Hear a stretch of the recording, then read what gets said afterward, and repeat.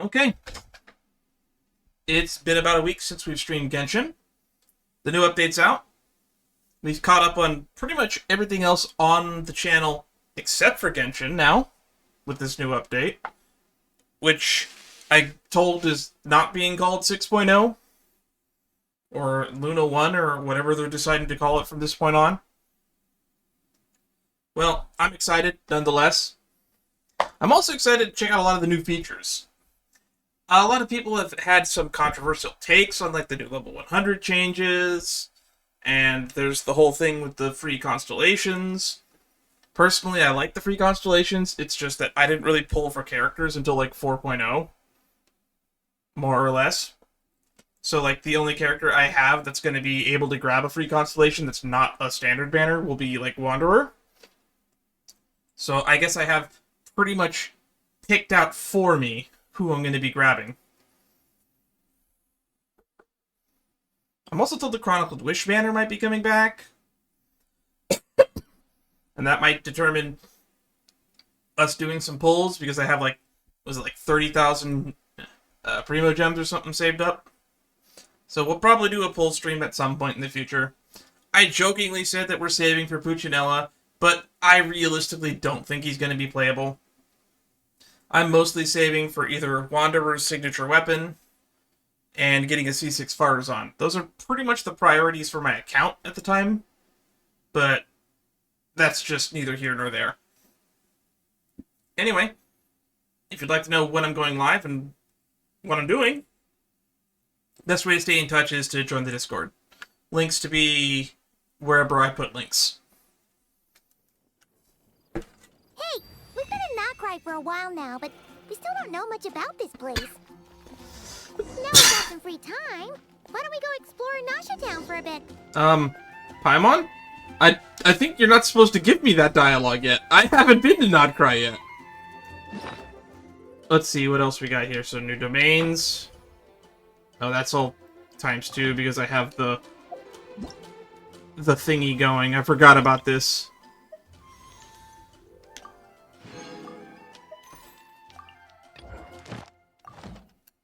I forgot about that. I don't play this as often, but the new events and whatnot might actually convince me to start playing this more often. The time that I would be playing Genshin, I've just been playing Shadowverse Worlds Beyond. So, I mainly play Genshin for the story at this point.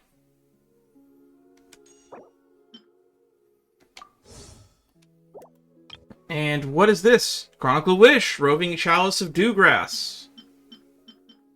Oh, we do have Wanderer on here. Who are the rate-ups?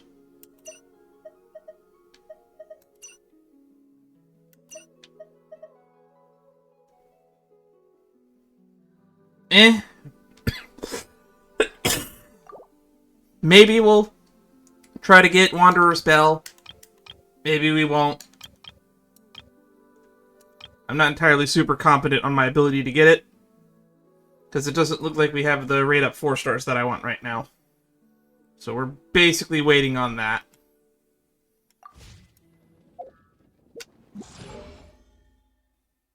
The Glacial Moon.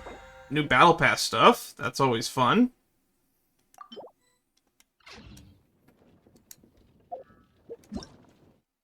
Alright, here we go. Uncover the Lunar Realms, hone the Eventide Radiance. That's in 38 days. No clue what this is.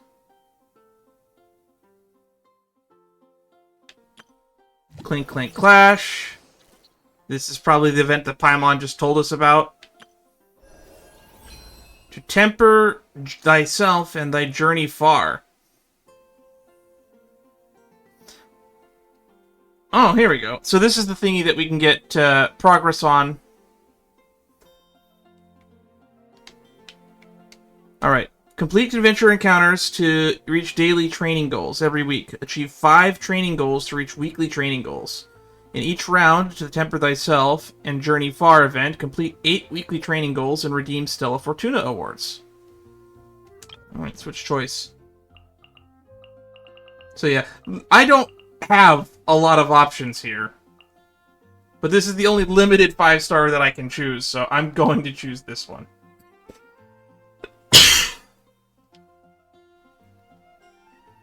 Weak progress, 2 out of 5.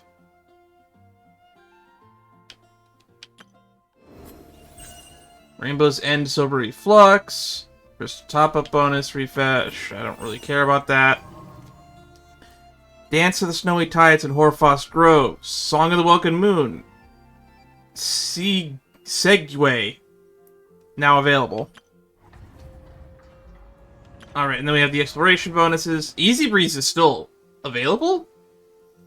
Okay. Aino? Present! Oh, I forgot. We're getting a free Aino. We'll redeem that later and look at it later. We have a new Archon quest, and this is, I guess, an event. The Nasha Town event that Paimon wants us to do. But we haven't gone to Nodcry yet. So let's check out A Dance of Snowy Tides and Hoarfrost Groves. Song of the Welkin Moon, Act 1. I'm really excited to see where this goes. Wait, 2 days later. 7/12, sure. This is the new skip time feature.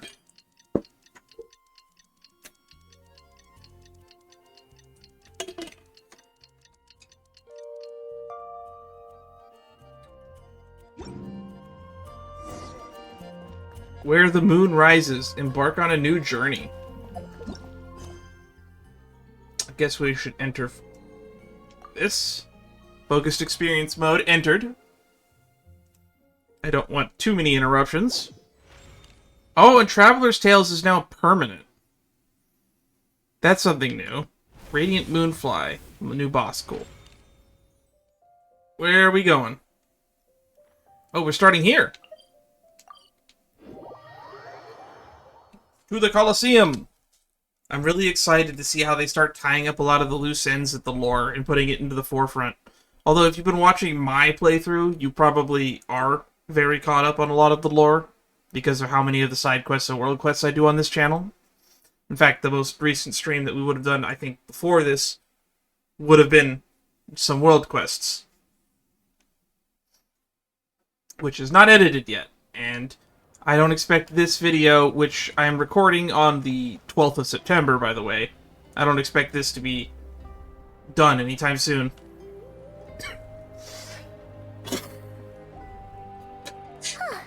Hey, Anefa. Sorry to keep you waiting. That is perfectly alright. My data indicates clear skies in the coming days. Current conditions for maritime travel, optimal. I'll be ready whenever you are. Let's get this show on the Whale Road. But are we really gonna set off without telling anyone again? Isn't that just how we roll? No. When we're not being tailed by Starfontanian reporters, that is. Funny you mention it. You'll never guess who Paimon saw on the way over. Oh my god, that's right, Charlotte was coming to Nodcry! I forgot about that! Hey! You didn't seriously think we'd let you leave without a farewell party, did you? No chance. Yeah, come on, Traveler. You were not standing there a second ago. And most importantly, how dare you try and slip away without first paying your respects to the almighty Dragon Lord! Got red-handed again. Do we constantly try to run away without saying goodbye to anybody? A little bird told us you'd soon be leaving for Nodcry. Why So, is your we vocal asked Paimon mixing to give like us so a much heads up louder than the before other date of your characters? departure. So it was you. You sure it's not time to think about changing that little habit of ours? We don't always leave without saying goodbye. Don't worry, we won't keep you long. Besides, everyone's there already. Shaska, Ian-san, Auroron, even the Pyro Archon herself. You're invited too, Anefa. Shilonen has a special gift for you. Ooh, I'm actually intrigued what that might be. Can't refuse an invitation like that. Accompaniment request accepted. Shilonen demonstrates excellent massage technique. My impression of her is exceedingly positive. That's your takeaway of Shilonen? Wait, so robots like massages too? Or is it just that how you're wired? Wait, does she actually have wiring? I don't even know how, like, the weird mech technology works here. Alright, enough with the chit-chat. Let's head to the venue. Then again, we did see, like, Lynette just ripping random parts out of robots, so who knows? Woohoo! Party time! Oh, that's a Fatui agent. With glasses. Oh, is someone going to steal the Gnosis before we head out? Is that what's going to be happening? Or are they going to wait until, like, later on? Because they still need to get the Pyronosis. I still had that long-running theory that we might be the ones to deliver the final Gnosis to the Tsaritsa. Maybe even get that 10th Harbinger slot. Add it to the list of our titles. What is happening? Spit it out, then. Ooh. Think I recognize that voice. That must be Sandrone, Marionette, whatever name she's going by. They've set off. Just as my calculations projected. About time I met this variable in person. That's who we're probably going to end up saving pools for. Dance of Snowy Tides and Hoarfrost Groves. You know, every time we head to a new nation, there's always a Wow, part where we're off something screening the turns party. upside down. This is it. The next chapter of our adventure has begun. Well, I guess they are trying to streamline the story, so I guess that's she fine. Just polished off the very last of her Saurus crackers. I mean, what? How much more She'll new suck information that would we better have gotten out of a party anyway? In other words, Paimon has marked the geographic Also, coordinates from because the 2 boat's and 40 moving, this seconds dialogue's as the moving on its boundary own. I between actually can't Natlan pause and it. Notcry. This deviates somewhat from the official coordinates stored in my database. Oh? Paimon meant more in terms of how it felt on a psychological level. Also, what did you get from What Shallonen? about you, Traveler? When did it really sink in for you? Huh. That actually kind of makes sense. What about you, Enough? I didn't get to choose that dialogue option. Maybe we should be asking the other way around. So, when you came over to Natlan, what was the moment you felt like you... When I could no longer see Kukasaurs flying through the sky. You mean... The one in the sky? Seniors could no longer detect the moons. Negative. Negative. I was... Paimon, Traveler, we have arrived in Notcry. Already? Wow! The dialogue is moving on its own at a pace that feels a little bit, chunky. Paimon, Traveler, welcome to Notcry. Well, that was fast. Oh, there's some characters. There's some faces. There's some people we're gonna meet. There's a guy that's, I think, on banner. Damn, this is moving at a real pace. Up ahead. That's the place you were telling us about on the way over, right? Good thing I'm recording this so that I'll be able to see any dialogue I miss. Huh. What do you mean, huh? That is correct, Paimon. It is also the most bustling commercial hub in all of Notcry. Could it really be? Could this really be? Oh, sounds like the perfect place to start trying out all the local specialties. Huh? Is something up, Traveler? Paimon, Oh my god, voice lines! this is where our spaceship landed when Lumine and I first arrived in Tavad. How can you tell? Like, landscapes change in 500 years. Huh? Are you sure? But how come you've never mentioned that before?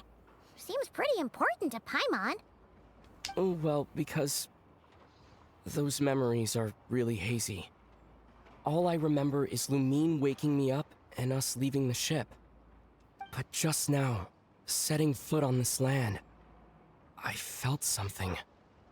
The kind of power I sensed in those moments. Interesting. Are you referring So to... we're moving forward the Kuvaki? Traveler's plotline as well. Are you referring to Kuvaki? Kuva, what now? What? The locals refer to it as Kuvaki. It is a unique elemental force found only in Notcry, or rather, a pure, primordial form of elemental energy. How many of these pure primordial forms of elemental energy are there? Because we learned about Phlogiston being essentially that back in Natlan. Is like Wiesen Numa also a primordial form of energy? And there's also, I guess, those other forms of energy, like Indonetium, that we learned about in Fontaine, too. It's like, A bit like phlogiston? That is correct. Another similar concept I have found in my database is the primordial sea. Oh, that's considered... yeah, that makes sense. Yeah, that sounds like primal elemental energy. Legend has it that long, long ago, the moon that shines in the sky above us once rose from the land of Notcry. Yep, that matches up with the stories I've heard. Modern geological surveys and meteorite studies conducted in the region have since supported this claim. Really? So there's geological evidence that supports that? So, when you mentioned being able to detect the moon's power earlier... Because it was like Nibelung you were made the moons from the earth. Rocky?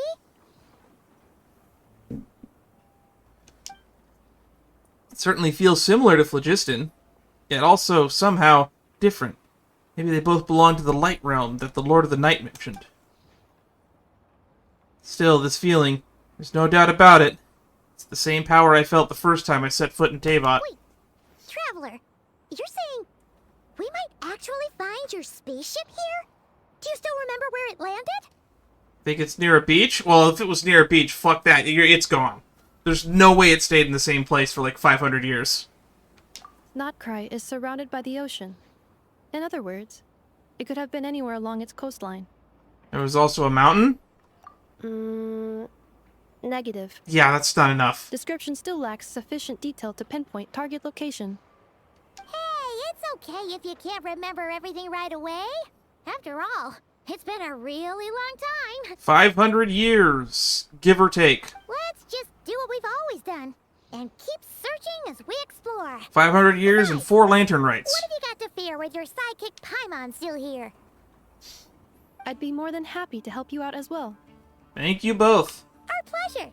Anyway, just knowing that your spaceship's here in Notcry surely counts as a big step forward, huh? I would hope so. Like we've crossed another boundary? Paimon couldn't have put it better herself.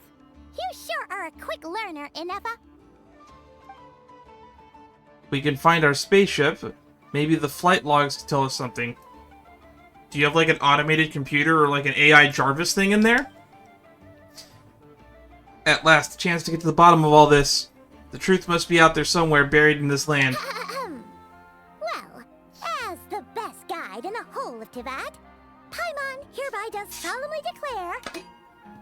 As a guide, though, have you ever been here, Paimon?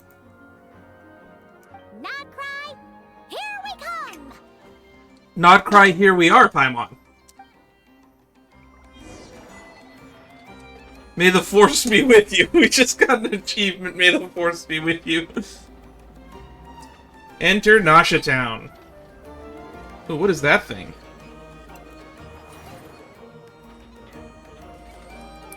Oh, we picked it up. Whatever it is.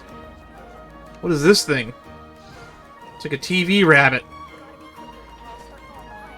Okay, let's look at the tail tips. Amazing bots. Genius mechanism to be birthed in the Clink Krumbkake workshop. Now in use throughout the Southern Isles. Individually, they can help complete tasks, but if someone were to ever come into contact with them, they would be capable of bigger and better things. In certain circumstances, a sufficient number of robots must be gathered before they can successfully be connected. Powered state and bipolar objects. In Notcry, you will find Krumbkake-influenced bipolar objects. When the characters near certain objects or plants will be in powered states with different forms. When in the empowered state, characters can attract Oh, it's like a magnetism thing. Okay. Same color repels, opposite colors attract. So it is north-south magnetism. Got it. Ooh, actually, what's replacing the Tower of the Seven? Is that just the Tower of the Seven? Statues of the New Moon. Okay. So that's what's replacing a Tower of the Seven. Oh, new tip. Empowered state, unipolar objects. Certain objects that carry red or blue, unipolar. Empowered state, different forms. It's the same thing again. Ah, we pushed it. My first chest did not cry. Something with which to commemorate this occasion. Plants affected by Krumbkake. Wow, so many things.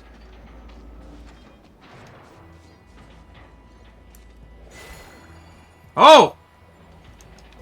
Oh, I turned into a thing!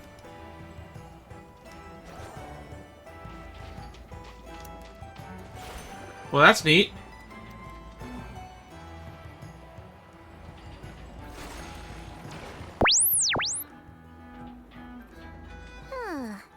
It just occurred to Paimon, if we were looking to put out a missing spaceship commission, or to learn more about Nodcry, wouldn't it make sense to drop by the Adventurers Guild? Makes sense. It actually just noticed there's a big line of people waiting over there. Wonder what they're waiting in line for. That lady with the guitar is dancing. And that guy over there is doing what I do when I have to wait in a long line. He's sitting cross-legged on the ground. This is some of the most lively NPCs we've seen since Natlan. Also, I believe the web event said that we would be getting introduced to a high-ranking member of the Adventurers Guild. The guild is located in Nasha Town. Simply follow this road, and you'll reach it. And, like, the only high-ranking members of the Adventurer Guild that I know about in the lore are Sandrone, and she does plan to meet us, so that was my prediction. Because, like, supposedly, didn't she found it? Huh? What in Tavad is that? I don't know, Paimon, you tell me. Looks kinda like a Sealy, floating around in the air like that. It looks like a moon bunny. That is a Krumbkake. A A Krumbkake. species unique to the land of Nodcry. A Krumbkake? Krumbkake. Does she have something to do with the moon, too? Probably. Indeed it does. According to the Frostmoon Scions, the indigenous inhabitants of this land, the Krumbkake, are said to be familiars of the moon goddess, leading those who walk in the moonlight's glow to things of great importance. So they're Sealies. The moon goddess? Don't all people here worship the Tsaritsa? That's Snezhnaya as a whole. But that'd be like saying everyone in the United States worships the Pope. No. Although Nodcry lies on Snezhnaya's border regions, the people here have held their own unique beliefs since time immemorial. As I mentioned, everything in this land shares a deep connection with the moon and the sky above. Looks like they're in line for books. The beliefs of the Frostmoon Scions seem to date back to the civilization of the angels. According to the documents in my database, even the 7 Archons did not exist at that time. Yep, that's pre-Archon War. Wow! So the origin of their beliefs goes back even further than the Archon War? I mean, the Archon War is only like 3,000 years ago, and planets tend to be millions of years old, so not surprising to me. Correct. At some point, you may come across some statues of their goddess. The Frostmoon Scions carved these as well. Okay. Looks like she's floating away! I suggest you follow her. The probability of an ordinary person encountering a Krumbkake lies in the single digits. Well, we've Many seen people 2 of them consider already. heralds of good fortune. Follow the Krumbkake. Nope, they led us to a treasure chest.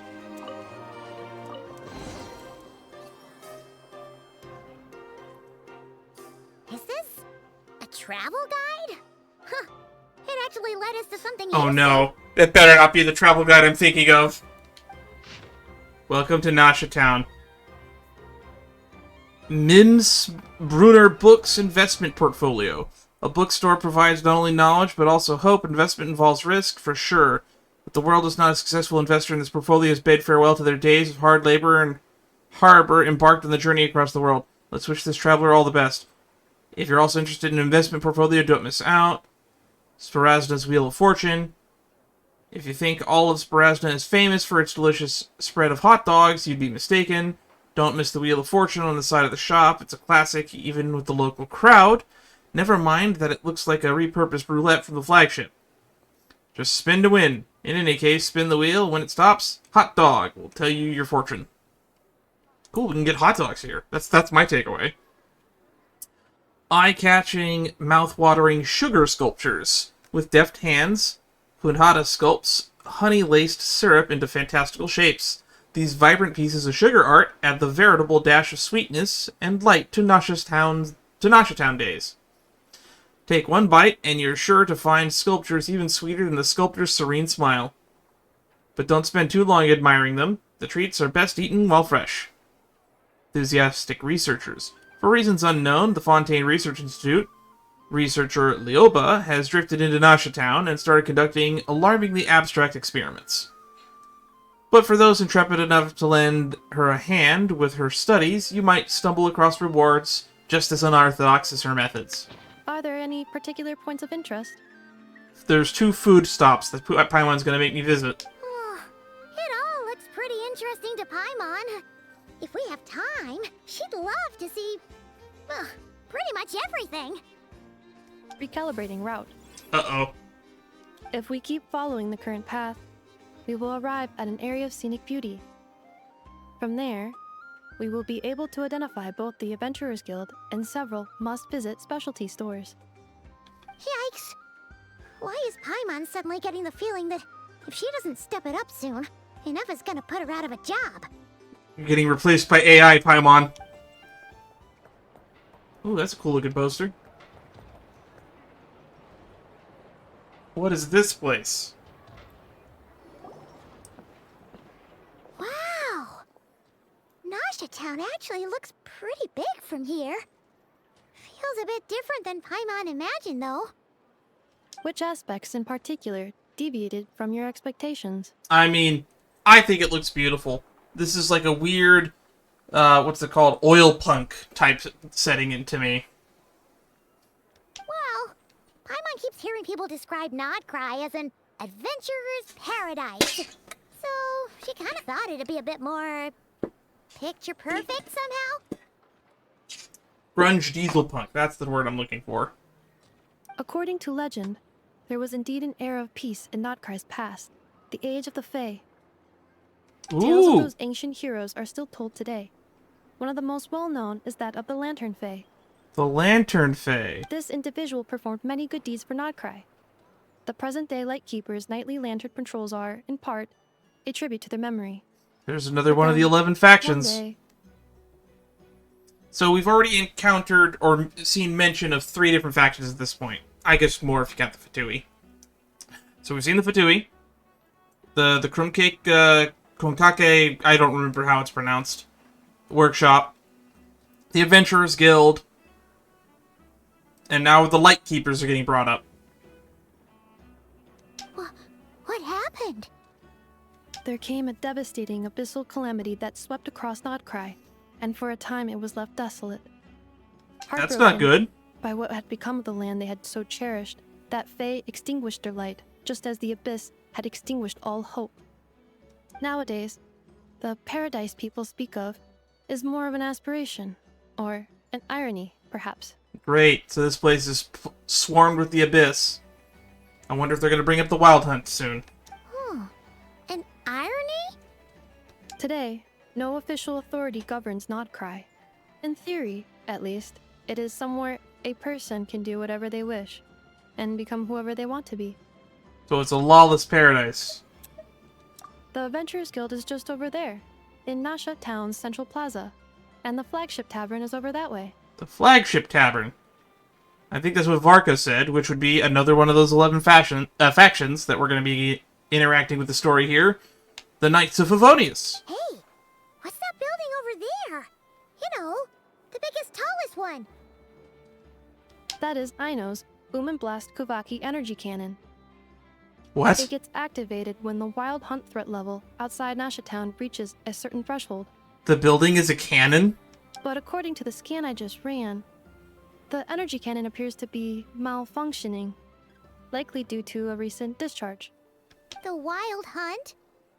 Isn't that the abyssal calamity you mentioned that's specific to Nodcry? Does it pose a great threat to the people living here? That's another faction. It is a phenomenon that has been occurring for several centuries now. Yet the time and location of Wild Hunt attacks are seemingly random. At first, it was more of an old wives' tale that adults used to scare children. But now they're real. If you don't start behaving, kid, some night, the Wild Hunt's gonna come for you. Listen, do you hear that? That weeping in the fog? Those are the cries of a young woman being dragged away. Ugh, nightmare fuel. You're saying people actually hear things like that? I have not witnessed enough wild hunt attacks to give a statistically sound answer. But the oldest legends say that all people saw was the ghostly shadow of a woman in the mist. It I wasn't until don't like later the that it sound became of a that. full-blown calamity. Abyssal monsters and all. You know, if I watch somebody else's footage and it says a man in the mist, we're gonna know that that's the twin for sure. Oh, when you put it like that, Paimon's really gotta hand it to Aino. Not only did she repair you, but she's even built a giant cannon to keep the wild hunt at bay. Absolutely. Aino is very impressive indeed. Anyway, according to my schedule, it is time I took you over to the flagship. Oh, Right, sure. we're meeting with Very Barca. well. We shouldn't keep Barca waiting. Well, Paimon's not sure if he'll actually show up at the bar this early. And he is of Mondstadter, though, Paimon. Have faith in the people of Mondstadt, Paimon. As far as they're concerned, any o'clock is bar o'clock. You're right about that. I wonder how tall he is compared to us. That's probably the thumbnail shot right there, I guess. Let's get my first, or I guess the second teleport waypoint. He gave us a free one at the docks. Huh. Isn't this the Adventurers Guild?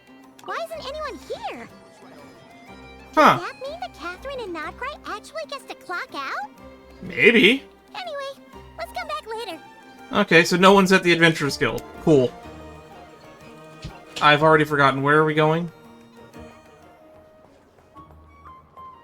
Ah, right. We go down here. Oh my god, Melazines!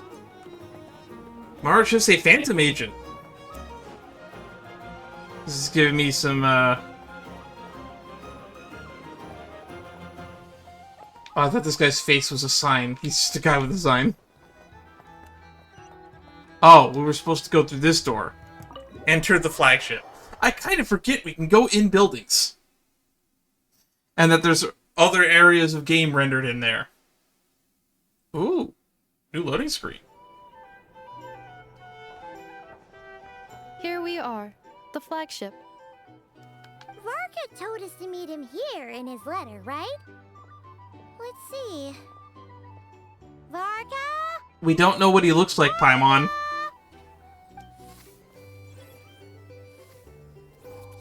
No matches, I identified. Huh. So he isn't here after all. Oh, guess we never did actually say we'd be arriving today. Hey, why don't we go ask the owner? If what they say is true, Varka's drinking prowess must That's a have good left us point. the impression. He's probably not the only Mondstatter here either. Oh my god, there's just chests sitting here that we can't open.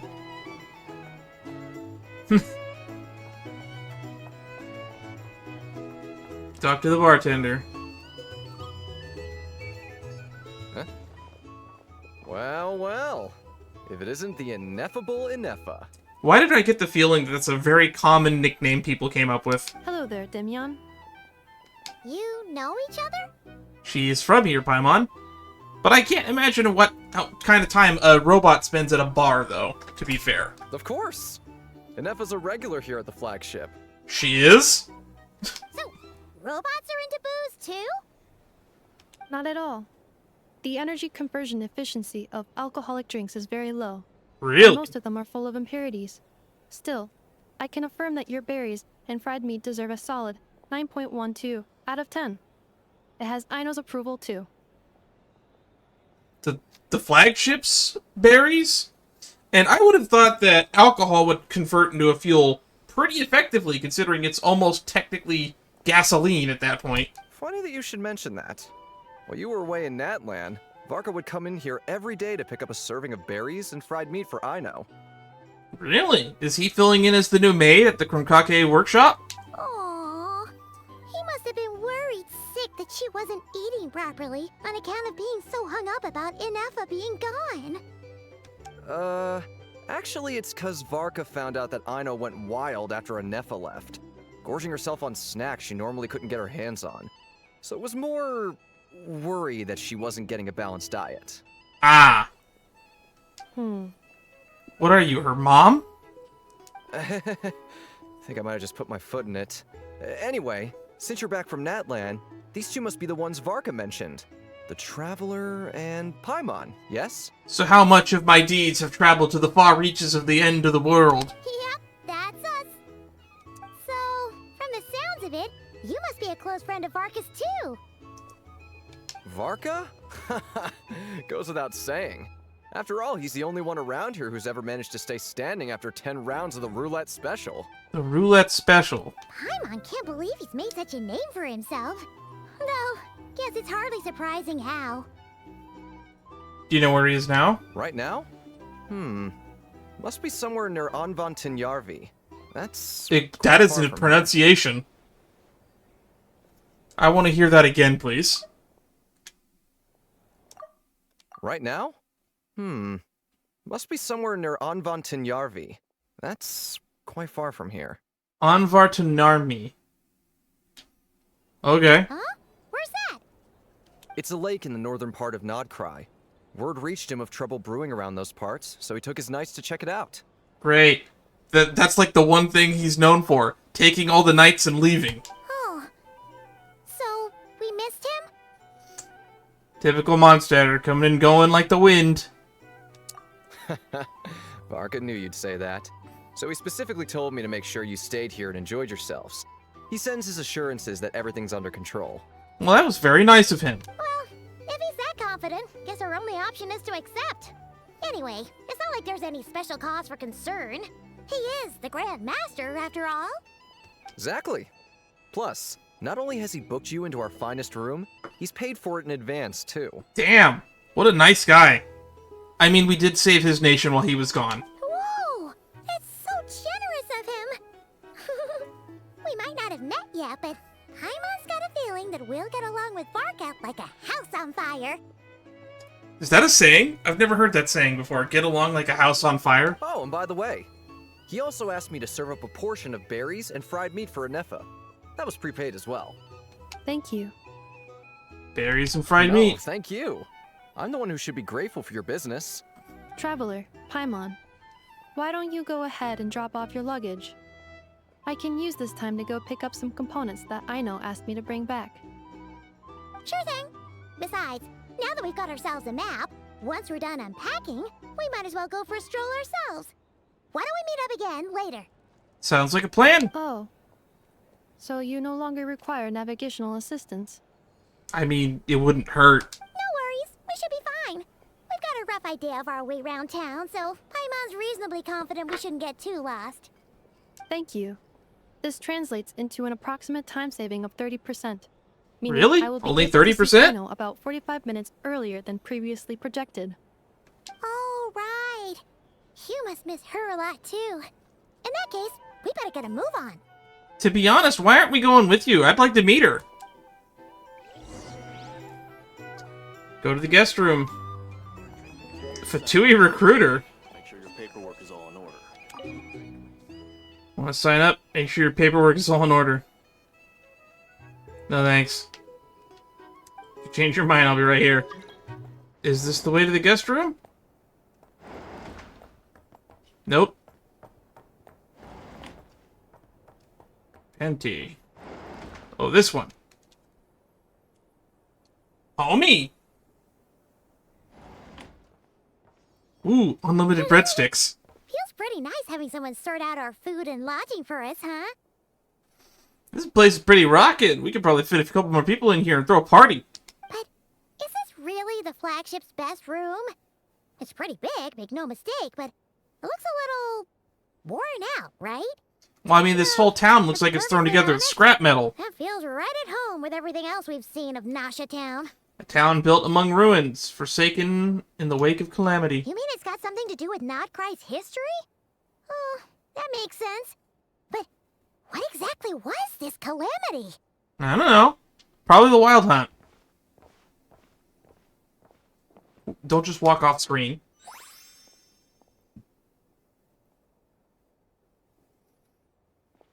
So what's with the weird floating head robot thingy in the corner? Oh, should we try the berries and fried meat too? Paimon's getting hungrier and hungrier every every time someone mentions it. There's bread on the table. Eat some. Oh, sorry about that. Paimon wasn't watching where she was going. Please, there's no need to apologize. If anything, I'm the one who should be sorry. Clearly, I shouldn't have gotten lost in my thoughts in the middle of a hallway. Damn, what a polite guy. Wait a sec. Are you staying in the room next to ours? Ah, quite the perceptive one, I see. First things first, allow me to introduce myself. My name is Kirill Chudamirovich Flintz, but please, just call me Flintz. So that's how you pronounce that. Kirill Chudamirovich Flins. Whoa! Are you sounding out syllables on your hand, Paimon? Impressively long name for sure. I mean, it's rare that we even get characters' last names mentioned. Like, there's a lot of characters who have a last name, but it's never mentioned in any of, like, the text boxes. Like Mona Magistus, or... what was her name? Amy Rose? I don't know. Ah, is that so? Names like mine ought to have been fairly common in Snezhnaya, at least in the past.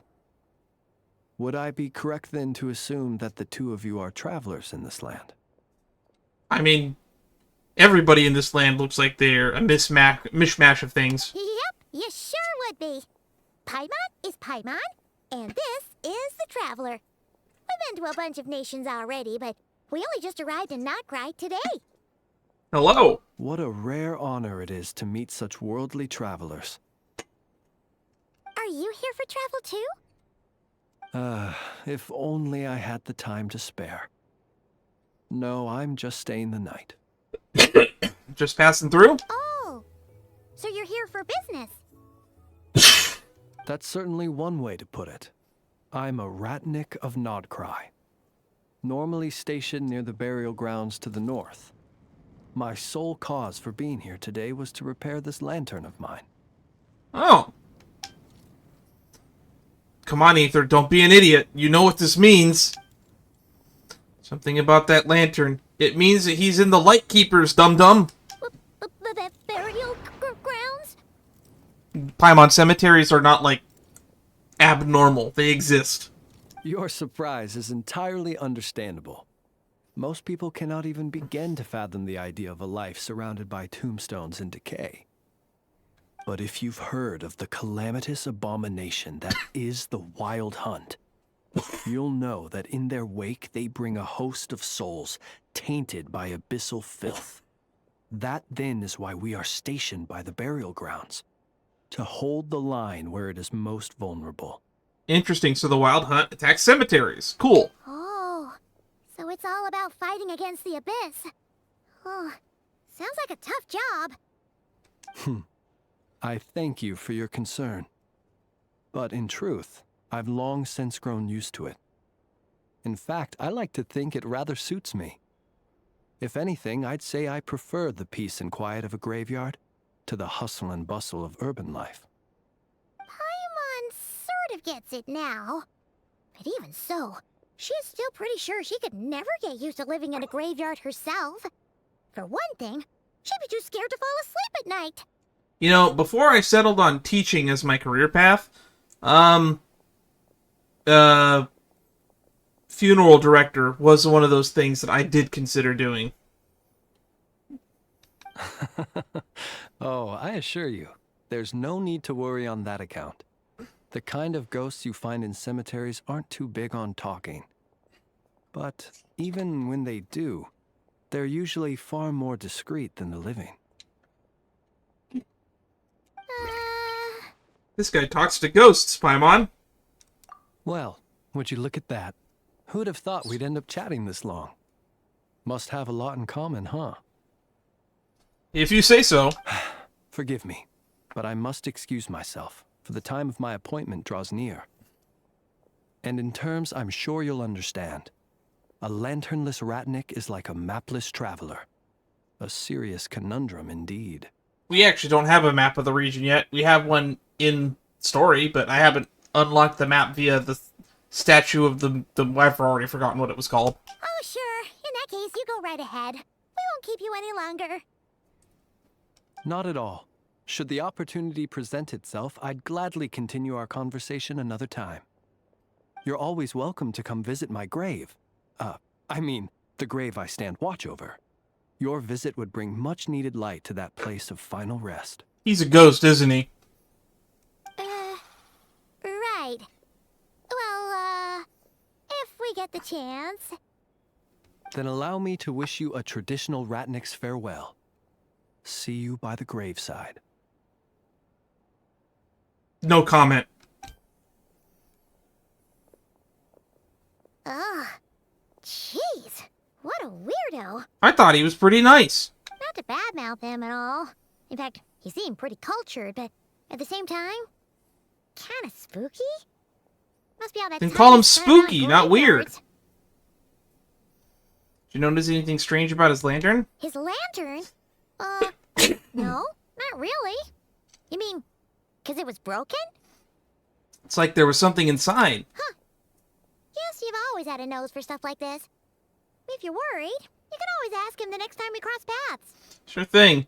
Guess that'll be by the graveside. Hey, don't you start spouting all that weird stuff too. It's his words, not mine, Paimon. Oh, hi, Penty. Leave the flagship. Is that a jukebox? It is.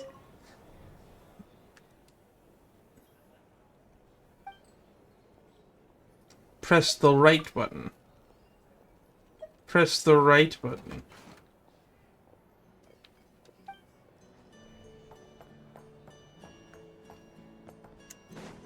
Interesting. So we can change the bar music. What's next? One of those 3 tourist spots that was in the book we got? And we're getting a lot of cutscenes. Or a lot of transitions. I forgot something super important. Spit it out then. Were we gonna go try out the berries and fried meat? Oh, of course. Of course that's what you're upset about. Must have left that craving by the graveside. But now, heading all the way back to the flagship feels like such a waste. We're like 10 yards away. What are we, Harold and Kumar? We can go back. Please, accept today's boon. Ooh. Come night or day, may the blessings of the moon goddess shine down upon you. There's the banner character. Huh? What's going on over there? And another faction, the Frostmoon Scions. Looks like they're handing out food. Wait, free food? Wow, the people here are so nice. Paimon, I think this might be a religious thing. Quick, let's grab some too. Paimon's super curious what their food tastes like. It's probably like a wafer. Moonlight illuminates the path before you, travelers from afar. Huh? How'd you know we were travelers? You know, Paimon, we stick out in any setting. And it's a pretty fair guess, even if we didn't. Just now were a song the birds in the sky, singing of your wanderings. You are no ordinary guests, it seems. The birds and the... what now? Don't insult her, Paimon. Forgive me. I should not have laid the words of others out as a welcome mat for our very first meeting. You, too, must be wondering who I am.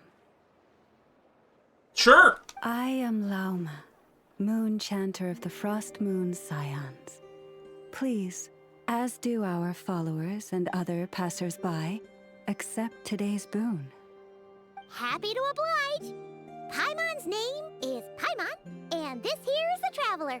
Hi, I'm Thank you Dan. so much for sharing your yummy food with us. We'll take one each. You have our sincere gratitude. Think nothing of it. These fruits were the finest we found, delicacies gathered in the wake of the morning dew. It They is all my have hope antlers. that partaking of them may lift your spirits to heights anew. The finest you found? Wow, that sure is kind of you, but wouldn't you want to keep those for yourselves? The first fruit of the harvest must be placed upon the Moonlight altar, not as an offering to the gods, but as a spark for lost hunters. For it is the blade of the starving that darkness most easily corrupts. True. This is a fun thing that causes capitalism to fail in a lot of instances. If you don't keep the people happy, and full, well then they riot and then they start killing people. As perhaps you have already heard, we Frostmoon Scions revere and worship the moon goddess. It kind of sounds like it's in the We name. believe that together, virtue and compassion are the shining light that will lead us all out of the long, dark night.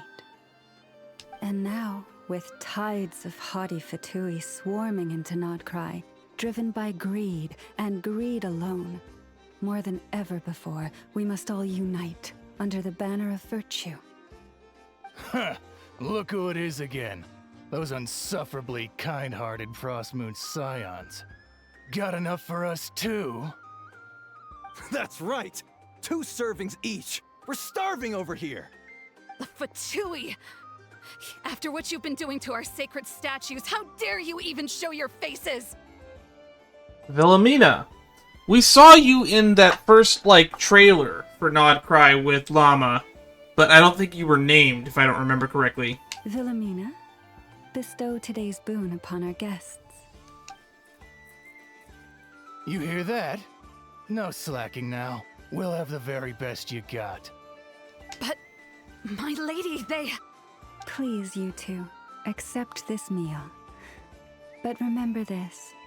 Kindness is the first lantern left to guide those who stumble in ignorance. I probably still would have given them the food anyway, too, but yeah, you don't want to be a dick. Come again? Let me finish. But should they still refuse to follow the moonlit path, then by our frosted blades shall we show them its shadow. It's a cool, weird-looking backpack he's got. You! Onion! Hey, look who it is. Whatever. Just you wait. We'll be coming for you next. Why are we throwing shade our way? We were on pretty much good terms with the Fatui last I checked. Huh? Where's the meat? Who wants to eat this garbage? It's fruit! Those stooges really are the worst. Well, I guess the opinion of the Fatui is not going to be great for this arc. Ever since they came to Nodcry with all their weird equipment and built that so-called For those of you that are new, I am a experimental staunch design Fatui bureau, the lives have been defender. turned completely upside down. Experimental Design Bureau. Judging from how they reacted just now, it seems the Fatui already know who you are. Old grudges die hard. Well, we have gotten in their way in pretty much every nation we visited, so... Not in Natlan. We're probably at the top of their blacklist by now. Also not in Fontaine either. In fact, we were very helpful with them from, Fontaine onward. I see. Then, on behalf of the Frostmoon Scions, I thank you for the goodwill you have shown us. That being said, we also learned that there's kind of factions even within the Fatui. Because if they had gotten ahead of themselves just now, I'm sure you would have stepped in to help. Just as the birds and beasts put it, your arrival heralds joy to us all. Besides, for a weary traveler far from home, what better respite than to bathe in the moonlight? If you say so. You will always be welcome at the Frostmoon Enclave, the place we call our home. Thanks for your kind invitation. We'll swing by when we get the Meet chance. again in the moon's gentle glow. I don't dislike her, but I don't see any reason to pull her. So refreshingly fresh. Those two Fatui wouldn't know a good thing if it came up and bit them on the shoulder. Looks like Anefa isn't done with her shopping yet, and the Adventurers Guild is still empty. Where should we head next? Why don't we follow the map of the travel guide? Good idea. Wouldn't want to let the Kuhenki down, after all. Let's see. Oh no, Paimon's got her mustache on. Okay. Paimon's got our route all figured out. So, all that's left to say is, don't fall behind. This is Nuts and Nuts. It's mostly a fruit shop, but there's a crafting bench too. Interesting. This is the Speranza, one of the travel guide's recommended restaurants. All the waiters here are kids. Oh, that's kind of cool. This is the Vesney Child labor. greenhouse. Apparently, their flowers are all made of metal, so they'll never wilt away. Huh. So why was the concept of a metal flower so foreign to Anefa during the Archon quest? Well, then let's just assume it's because she was having memory loss. I won't dive too deeply into that. And this is the Rossum Workshop. If you ever need a weapon made, this is the place to go. Well, that means there's probably a whole bunch of new weapons to make. And over here, they've got a super tall observation deck. Whoa! Take a look at that! You can see really far out into the distance. Also, I think there's one of those, what are they called? Oculuses up there. That way's north, and that looks like something built by the Fatui? And then over there to the west, that must be the place Lauma mentioned, where the Frostmoon Scions live. Oh, look, we can see Tenochtitlan over there in the distance, too. So, what'd you think? Even if Anefa kind of stole her limelight earlier, this just goes to prove that Paimon's own tour guiding skills aren't too shabby either. Still not quite an Anefa level. You're the best, Paimon. She sure is. It'd take hundreds of years of practice to be the best tour guide in all of Tibet. Yeah, if you say so. Huh? Look! There must be someone at the Adventurers Guild now. There's already a line forming outside. Or it's people that are lining up waiting for someone to come back. Looks like we'll finally be able to ask about your spaceship. Oh, or was there anywhere else you wanted to stop by first? As a matter of fact, one storefront sign caught my eye. Where? Which one are you... Oh, now you mention it, Paimon's noticed it too. Ugh, better not be who she thinks it is. Anyway, Oh no. where we go first is completely Is it Dory? up to you. It's gonna be The Dory, isn't Adventurers it? Guild? Or that suspicious-looking shop? A word of warning, though. If we step into that shop, be sure to keep a very close eye on your Mora. Why? Is there like a thief running around? Not that we've been frugal with money at any point in this playthrough.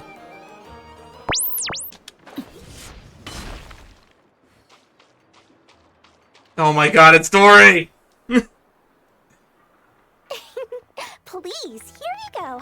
And if you ever need anything else, don't forget to make the great Lord Sangama Bay your first port of call. She's literally Miss Worldwide. We were doing Traveler's Tales in a previous stream and we ran into her in Inazuma. I think we've ran into her in every region except for Liyue and Mondstadt at this point. Oh dear. So it is the real deal. Of course it's the real deal. Everything you'll find here is 110% real, meaning every one of my deals is as real as a deal can... Wait a minute. Well, well, well! If it isn't my two most valued clients! Long time no see, Dory. Set up a branch all the way out here in Nodcry now? And with no small thanks to your munificent patronage. Come. How could you just sneak into Nodcry like this without telling your dear Lord Sangama Bay? If I'd known earlier, I would have made an absolute pulled out all the stops to ensure that your boat ride over was as comfortable as humanly possible. The boat ride was like 10 minutes. I can literally see the Natlan coast from here. Thank the Archons we didn't tell you. Oh, come now. You know as well as anyone how impeccably and conscientiously above board I am when it comes to doing business. Well, regardless of whether that's true or not, the main issue here is that we had no idea you had a branch in Nodcry. Yeah, we did not. A clever merchant always has a backup plan, or two, or three up their sleeves. As the saying goes, She's just "A rat everywhere. with many burrows fears not the hunter's arrows. A merchant with stores galore hears no debtors at the door." I still don't understand why she's so hated by the community. Since She's such you a live fun in character. Nodcry, would you care for some of my finest local souvenirs? Whatever you're looking for, I have it. Or if it's Sumeru you're missing, I've got that covered too. We literally just arrived. Do we look like we're on the hunt for tourist trinkets to take back for our friends? I'll talk to you later and maybe patch Luna 6? I don't know how many patches we're gonna get. My, your high-minded tastes never cease to impress. In that case, I know just the thing. You must be on the hunt for something like this? What? Is that a headlamp? Your hat? I mean, it is a cool hat. I would probably put it on my... Where did I put you on the hat tier list? Information, of course. Information about Nodcry. I probably put it pretty Locked highly, to be securely honest. In the otherwise impenetrable vaults of the Lord Sangama Bay's brilliant mind. Now you mention it, that's actually what we're after. I knew it! I just knew you'd appreciate the value of my wares. On the back of all our pleasant dealings in the past, I'll even take a hit by throwing in some insider info for free. Oh, I'm intrigued. Wow. You sure are feeling uncharacteristically generous today. To be fair, Paimon, almost every interaction we've ever had with her, she was uncharacteristically generous. What do you mean by uncharacteristically? I am the most generous person forget it. Anyway, the long and the short of it She is couldn't even this. finish that thought.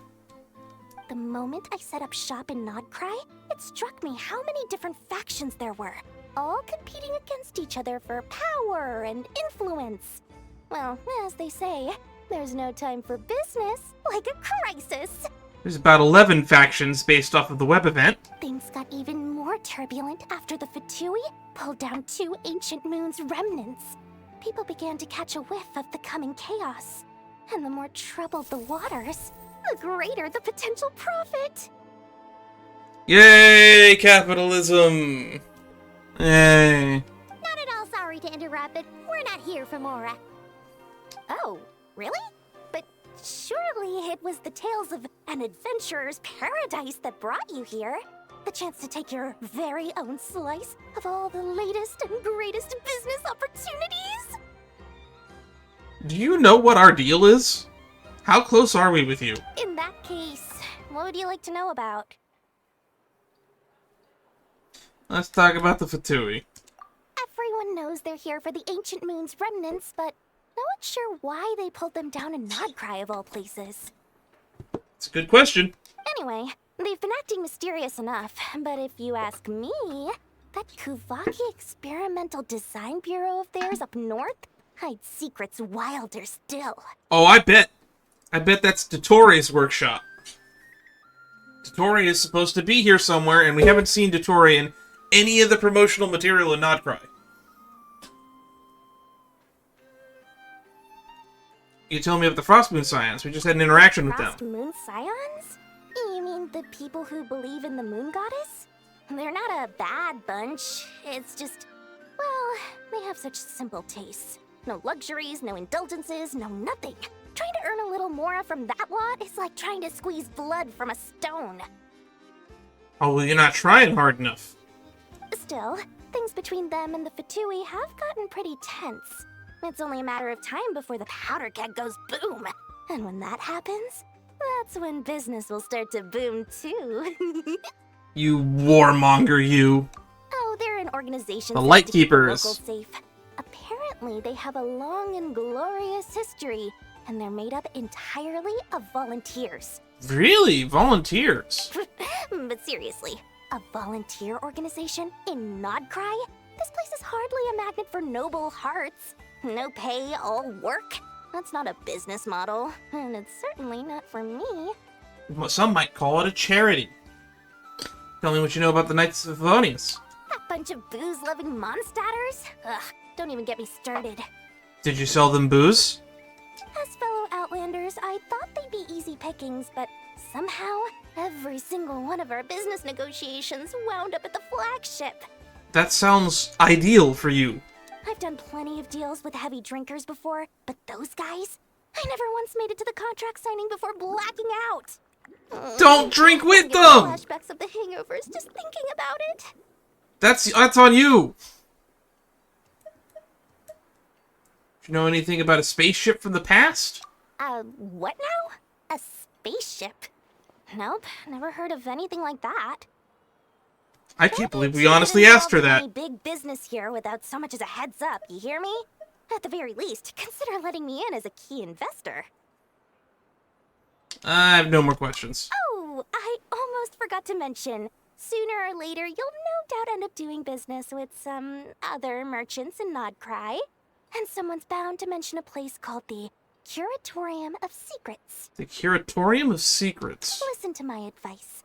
Do not, under any circumstances, go there, no matter how much trouble you're in. Why? The Curatorium of Secrets? What do they get up to there? I bet they're just your competition. Just a place that handles all kinds of disputes. But the owner will charge you an absolute fortune, and she has a temper to match. Nothing like your friendly neighborhood, Lord Sangama Bay. I'm getting, like, Shocky's ripoff bar vibes from One Piece. From that description. You're not just saying that to stop your competition from undercutting you, right? Darn! Me and Paimon on the same brain cell again. When did that little pipsqueak get so sharp? And after I gave them all that info for free, just to win them over. What do you mean? Of course not. I'm only thinking about your wallets. I mean, on behalf of your wallets. You're really not convincing anyone, you know. All right. Business is a cutthroat. Business. I won't argue with that.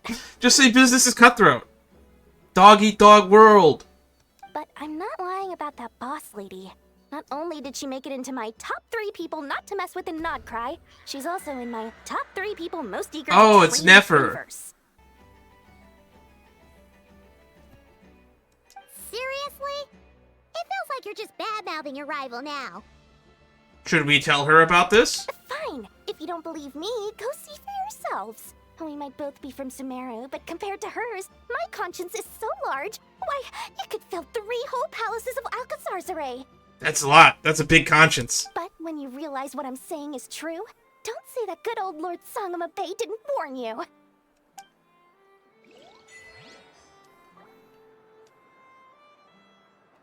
Anyway, don't be a stranger now. We might be in Nodcry, but don't forget, Dory's doors are always open for you. You do you, Dory. Okay, let's check. I didn't catch what that achievement was. Okay, Silver Key. Obtain the blessing of the new moon. Strengthen the power of your blessing. May the force be with you. Roam like a Kuhaneki. Any discounts for encounters in a strange land? It's nice to run into a familiar face. Well, all that's left is to meet whoever's running the Adventurers Guild.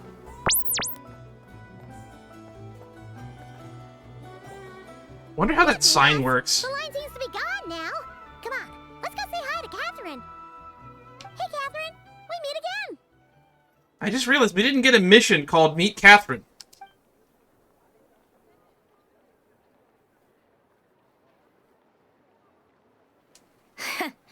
How ridiculous. How ridiculous indeed. How utterly risible, some might say. Huh? They often say that mortals, shackled by their own flesh and blood. Ooh, she's got a wind-up key in her back. Perceive the truth of this world, even when it is right beneath their very noses. Yet I had not expected to have the pleasure to witness such heights of absurdity firsthand. But Paimon must have gotten the wrong person. At second glance, you do seem a bit younger than Catherine. And you certainly sound a lot less friendly. Paimon, don't be rude. A creator might forgive ignorance, but being mistaken for one of my own creations is beyond all pardon. Ooh, and I guess that's the confirmation that she did indeed make the Catherines. Look very closely, for standing before you is none other than Marionette, 7th of the Fatui Harbingers. There it is. There's the logo. Is that a new musical theme? I think it is. A Harbinger? Why are you even here? And more importantly, will you be the one handling commissions from here on out? I told you already, I'm not Catherine. Just how obsessed are you with my machines? So all the Catherines were made by Marionette. Does that mean the Fatui have been watching our every move? No shit, Sherlock. We already knew that they were made by somebody based out in Shtesnaya, where the Adventurers Guild was founded. But the guild itself hasn't done anything shady, and Catherine's only ever helped us. Better to stay alert going forward. Today's encounter is merely a courtesy call. A friendly warning, if you will. You interfered with my work once before, with that little robot. I let it slide. After all, it was nothing more than a distraction, a side project at best. Oh, you're talking about the Archon quest with the Nepha. I assume. You seemed like you were really friendly and warming up to us in the whole Curve world mission, though, in Fontaine. But we are in Nod Cry now. And as such, I strongly advise you not to stand in the Fatui's way. Otherwise, the next time we meet, I might just have to drop all this meaningless etiquette. Oh, please. You've got some nerve coming out with barely veiled threats like that. You're the one stirring things up here. Oh, perhaps you have misunderstood. Just because Nod Cry lacks a ruler at present, that does not mean it should not be ruled. We Fatui are simply establishing a new order. Yeah, right. We're like shady experiments, judging by your massive creepy research facility. That might be Dottores. It's not polite to assume, Paimon. I've said what I came to say. What you do Ooh, she dropped down. only you can decide. So why don't you start by using your already limited processing capacity to calculate your even more limited options? And, being the refined young lady that I am, I shall indulge you just this once. Oh, is she gonna say the thing? Ad Astra Abasosk. Welcome to Nod Cry, Dominion of the Fatui. And she goes. There she goes. God, I hope she's playable. I'm so mad right now. How can anyone so obviously evil be so annoyingly self-righteous? Probably because she's very self-righteous. But if a Fatui Harbinger is here to greet us in person, that can only mean one thing. And they've been keeping a very close eye on us indeed. We'll have to be extra careful from here on out. Paimon hates feeling like she's being watched. I feel like we're being watched right now. Hey, the real Catherine's back. Will the real Catherine please stand up? Please stand up. Please stand up. Ad Astra Abasosk. Welcome to the Adventurers Guild. How may I help? I will do everything I can to assist you. You're so much nicer to talk to, Catherine. Please don't leave us again, okay? Please don't leave us again. Aether doesn't look too happy, though.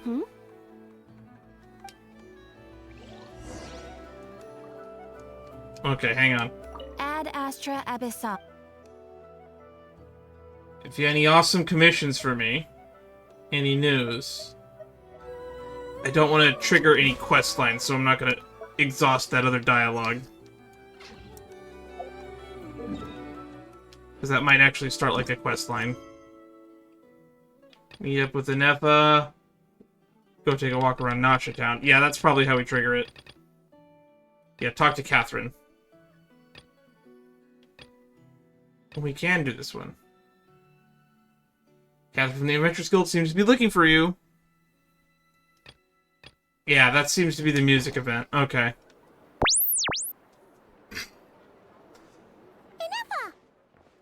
Hello. I was just about to start tracking your whereabouts. Did you manage to get everything Aino asked for? I did. What about you? Do you need me to navigate or introduce any more places around town? Not for now. We've seen most of it already.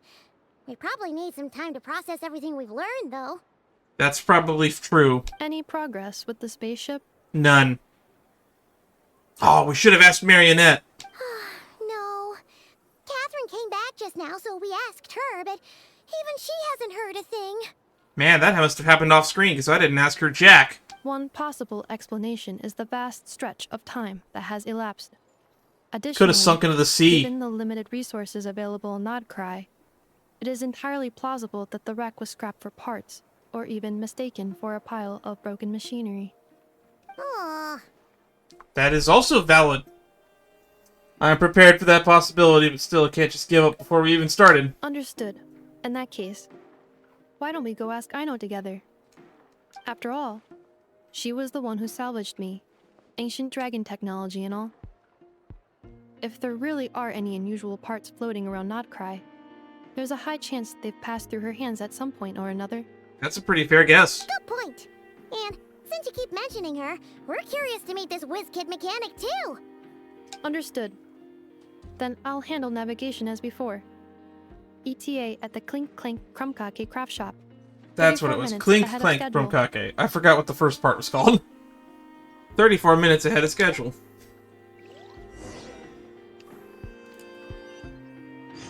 Leave Nasha Town. Food matters. Talk to Lee. That must be like a new daily quest.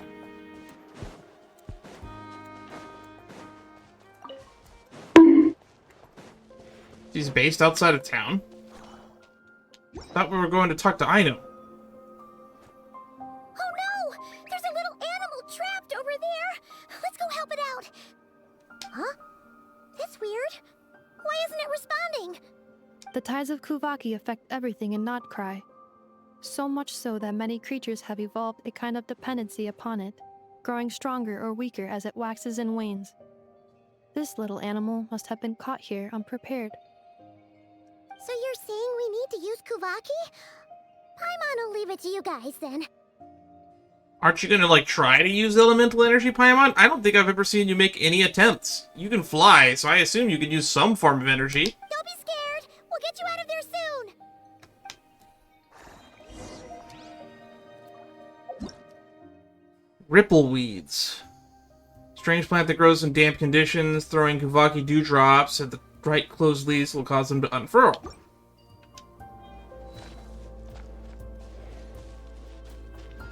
Is that what this is? Kuvaki dewdrops. Strange creatures dwell within. Throwing Kuvaki dewdrops at red and blue underpour crystalline light, but something unexpected will happen.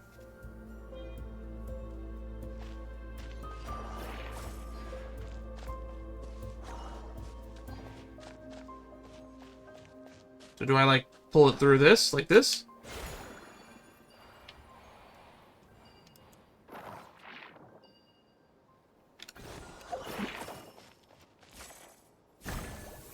Oh, that did it.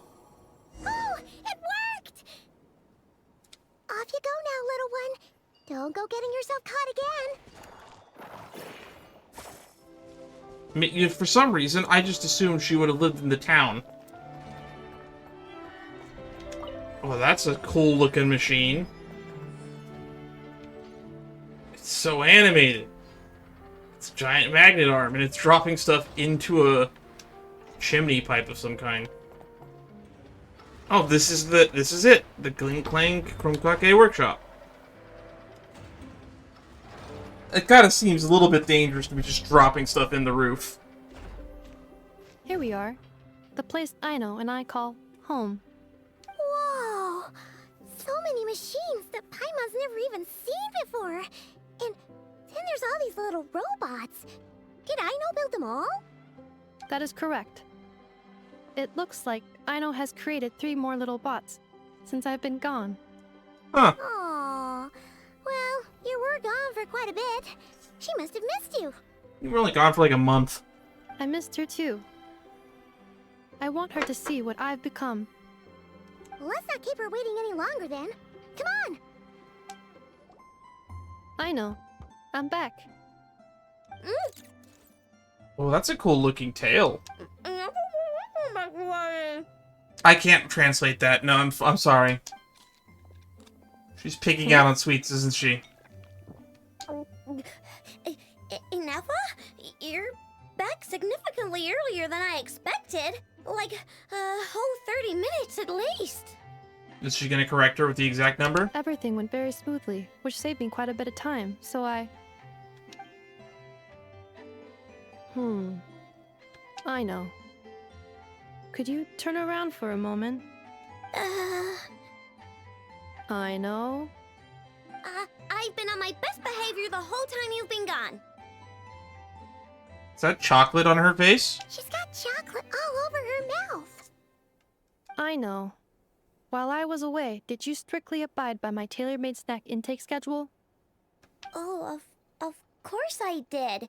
1 whole cake, 1 Krumbkake, and 1 pack of chocolates a day, right? It was either a cake or a Krumbkake or a pack of chocolates per day. Ah, so she went all of the above instead. Oh, shoot. When did you finish the snack stash I left for you? Literally just earlier today. Let me just go run a scan on that. I meant today, a week ago. Today, a week ago. And then you restocked an entire week's worth on your own initiative? 2 weeks worth. Oh god, and then she ate 2 weeks worth. Why does Paimon feel like the roles in this household are pretty much the opposite of what she imagined? That lines up with what I imagined. Calculation complete. Aino's recommended snack calorie intake for the next 4 weeks. 0. Ah, no fair! You're a meanie, Nefa.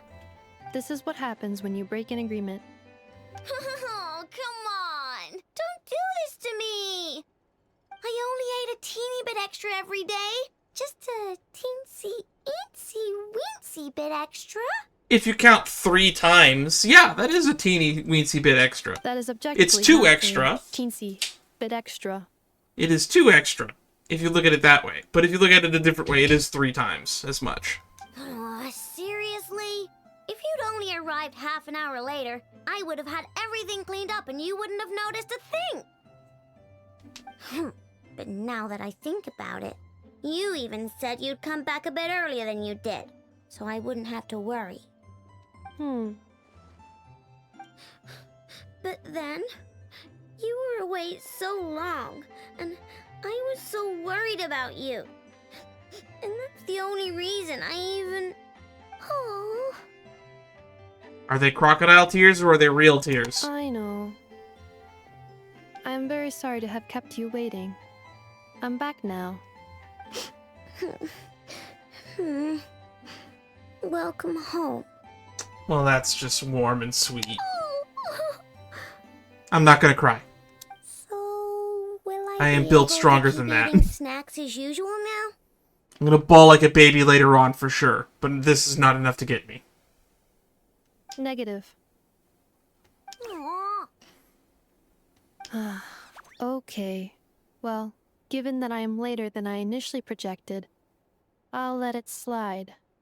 But just this once. Thanks, Nefa! You're the best! I know. Allow me to introduce. It's the honorary knight and Paimon! I know. Uncle Varka talks about you guys all the time. He visits here? Nice to meet you, Aino. And Nefa's told us all about you, too. The whiz kid mechanic. Nefa's nearest and dearest. Huh? Really? She actually said that about me? Well, she's not wrong. Oh yeah, so... I don't imagine she can get you're embarrassed. here to see Uncle Varka, right? A couple of days ago, he suddenly said he had to head out on business, and that he might not be back for a while. He asked me to let you know if I saw you. Alright, are we gonna get our 4 questions answered? Yeah, we heard about that at the Flagship. Did he say what he was doing? Nope. Just told me to take good care of you guys and make sure you feel right at home. Oh, shoot. Please, take a seat.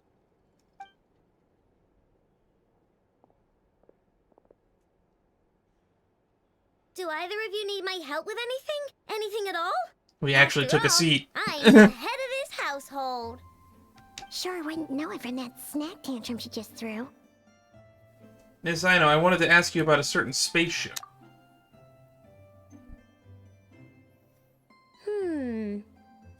A spaceship, huh? From outside to that? Exactly. So, ring any bells? Or at least some exotic parts that don't look like they're from anywhere nearby? No. Oh, you sure? Nope means nope. Never seen the slightest trace of it. More specifically, by nope, I mean, I've never seen a single piece of tech in all of Notcry that might have come from out of this world. Not in any new machines or in any old ones either. which means either the spaceship is undiscovered, or, hear me out, the spaceship was made out of parts originally from Teyvat. Huh. What Aino means is that your spaceship almost certainly has not been disassembled nor repurposed as parts for other machines. Oh, so that's what she was getting at. Also, again, if it was landing on the coast, this is an island, get plus 500 years of egress of tides, it could just be in the ocean. Yep. I've taken apart pretty much all the fun stuff in this city at one point or another, but I don't recall ever seeing any components that were anywhere near that special. So, either your spaceship crashed somewhere it's never been found, or someone did find it and then hid it really, really well. Oh, I can think of who might have done that. But who would even do something like that? Beats me. Certain leader of the Abyss Order, maybe. They could stash it away for a rainy day. Just like how I sometimes hide snacks in the...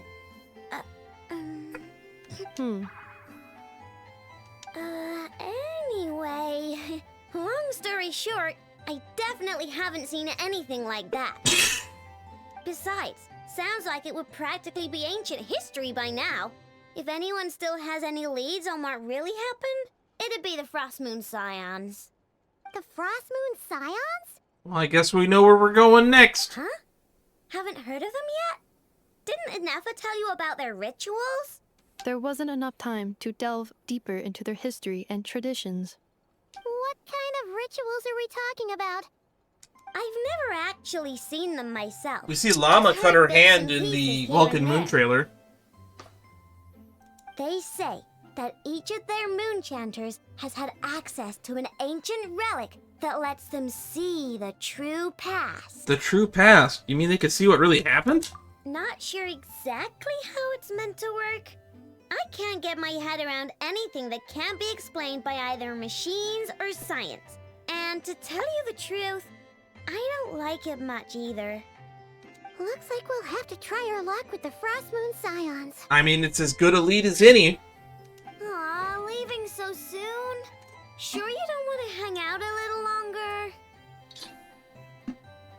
It's getting late, I know, and these two still need to head over to Hisi Island. It would not be convenient for them to linger much longer. Aww. Alright then. Don't worry. We'll be sure to drop in on you as often as we can. We'll bring snacks. Really? You promise? Next time I'll bring something tasty, too. Sounds like my type of visitors. You're welcome anytime. I'll be staying to look after Aino today, so I won't be going with you. Hey, don't sweat it. We'll find our way just fine. I'm glad to hear that. Also, I must admit, I have very much missed the charging bed that Aino made for me. Charging bed. How does that work? Oh, are you here to play with me? Free Aino.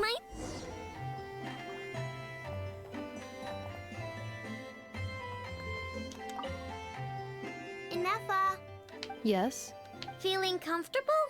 I am indeed. No bed in the world is as comfortable as this one. Inefa, Yes, want me to increase the charging rate?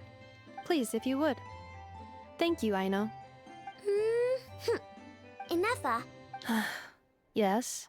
I'm hungry. In that case, please enable quick charge mode. That got a little plus icon on it. Let's check out the new character.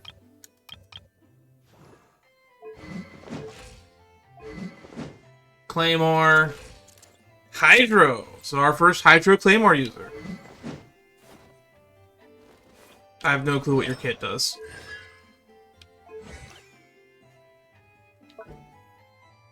Okay. Drain stamina over time, continuous spinning attack. Sure. Muse Catcher. Aino throws a Muse Catcher forward, dealing hydro damage and dragging her along behind it.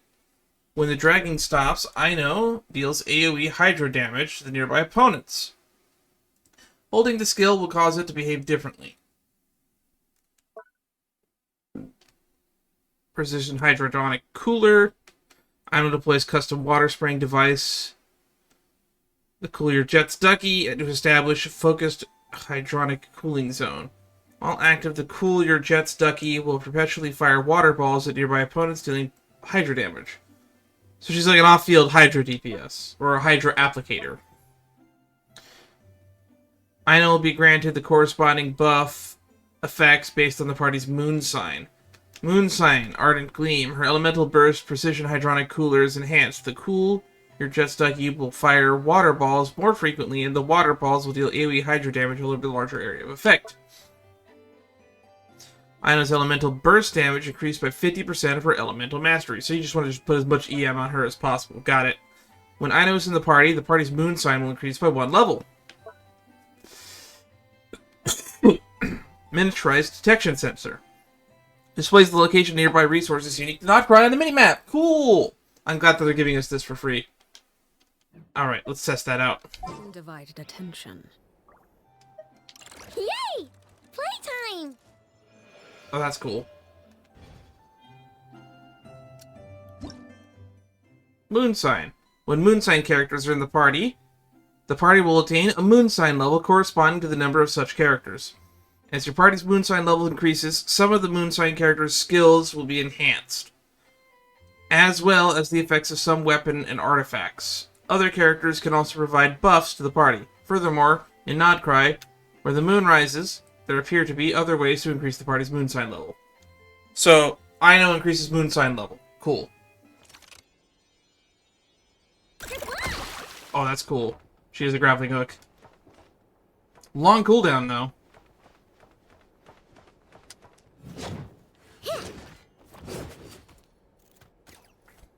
Oh, that's a fun animation.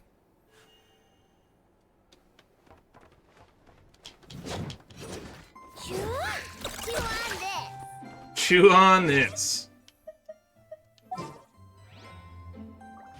Well, she seems interesting. No clue how I weave her into a comp, but I bet she's probably going to be useful on teams that I'm not already using for Arena. Oil lantern. Appears to be the signature equipment of a lightkeeper. Oh, that thing looks ominous.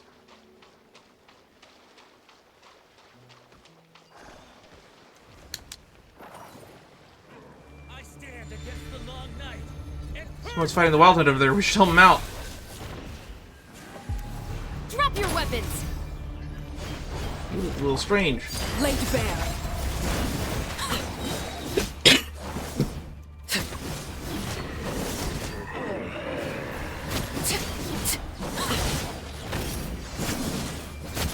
I stand against the long night and purge the darkness! Is that Alejandro's sub?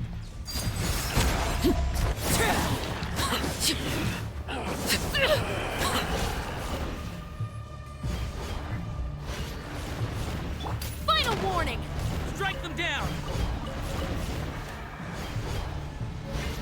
Strike them down! Looks like they can kind of respawn. Strike them down! I stand Overruled. against the long night and purge the darkness! Just keep hitting it. Strike them down!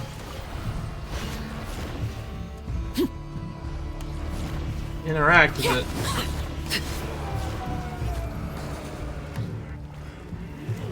Strike them down! Okay. Witness my rise.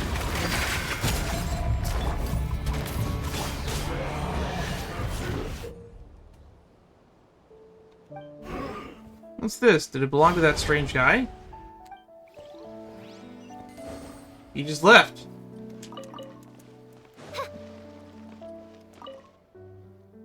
The monsters have dispersed, the darkness is not faded. You may need to enlist the help of a professional who knows more about the Wild Hunt. Destiny has brought me Undying hither. One's Morning Bell is what we picked up. That definitely seems important, like it's a part of a quest line. Oh, I was gonna look at the cute bird.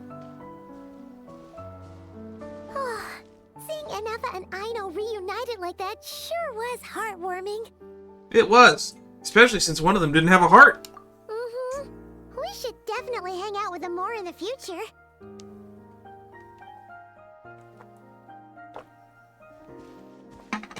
Speaking of homes, we must already be close to where the Frostmoon Scions live.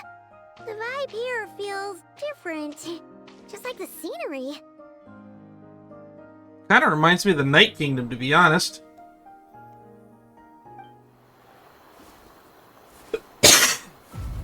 What's happening?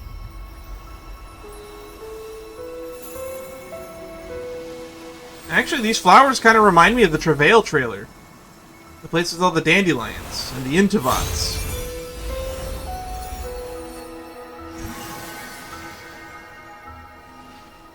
Oh, Paimon sees that too. Hey, what was that? I feel like some sort of breeze blew by, and then the petals suddenly turned into... Huh? It's a Kuhenki. Is that a Kuhenki? She looks different from the ones we saw before. Is it gonna talk? Hey there! What's your name? Doesn't look like we can communicate with it. Huh. Doesn't seem able to speak. Something you want to show us? No idea what she wants. Unless you want to stop, maybe we should keep moving?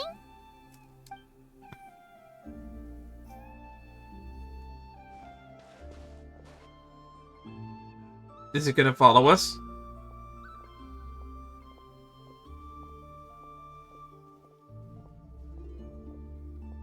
She's following us! Go on. Go on now. We've got stuff to do. Best you find someone else to hang out with. And it's gone! You scared it off. Hey! Don't make it sound like Paimon's some kind of meanie. Paimon had no idea what she wanted, okay? Ugh. Anyway, next time Paimon sees her, Paimon promises she'll be nicer. If there's gonna be a next time. Seeing as we're on our way over to meet Lauma anyway, we can ask her about it while we're there.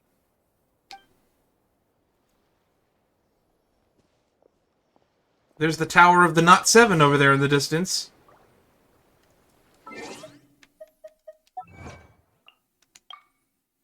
Maidens of Sonnet and Song. Those creatures born among the flowers are blessings from the moon.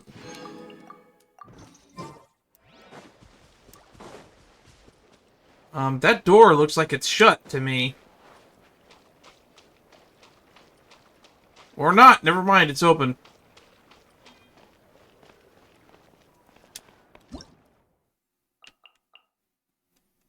Moon Mirror, legendary item claimed to have been used by the Frostmoon Scions for their ceremonies. At times it's possible to glimpse into the curious scenes of the mirror's reflection. If the moon prayer reflection inside or outside the mirror can be made to meet, perhaps something good might happen. Touch the deer statue near the moon mirror to reset the positions. Tide Seal Stones, placed in the Lightkeepers to dispel the permeation of the Wild Hunt. Interact with the Tide Seal Stone while it is illuminated to unleash a powerful energy capable of resisting the Wild Hunt. Wilderness Ghouls. A ghoul corrupted by the taint of the abyss, doomed to stalk the frozen wilderness for all eternity. Those who march beneath the banner of the Wild Hunt can only be truly defeated by reducing their max HP to 0. Drain its HP completely or use skills enhanced by Moon Sign, Ascendant Gleam to send it brief, grief-stricken state, during which you can deal damage to reduce max HP, suppress it completely. That's kind of cool, but kind of annoying that it's tied to a specific regional mechanic. The Kuhenki of Nodcry have various forms, like the contrasting entwined hues of the nocturnal blossoms. Okay.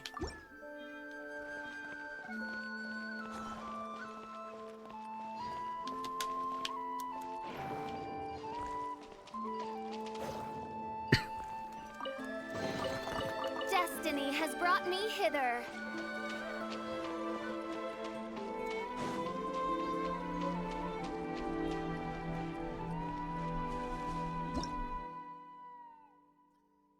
At Tepetra Conch, there's so many world mechanics here.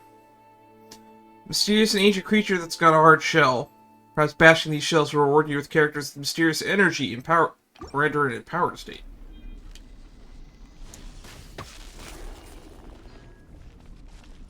Ah, got it.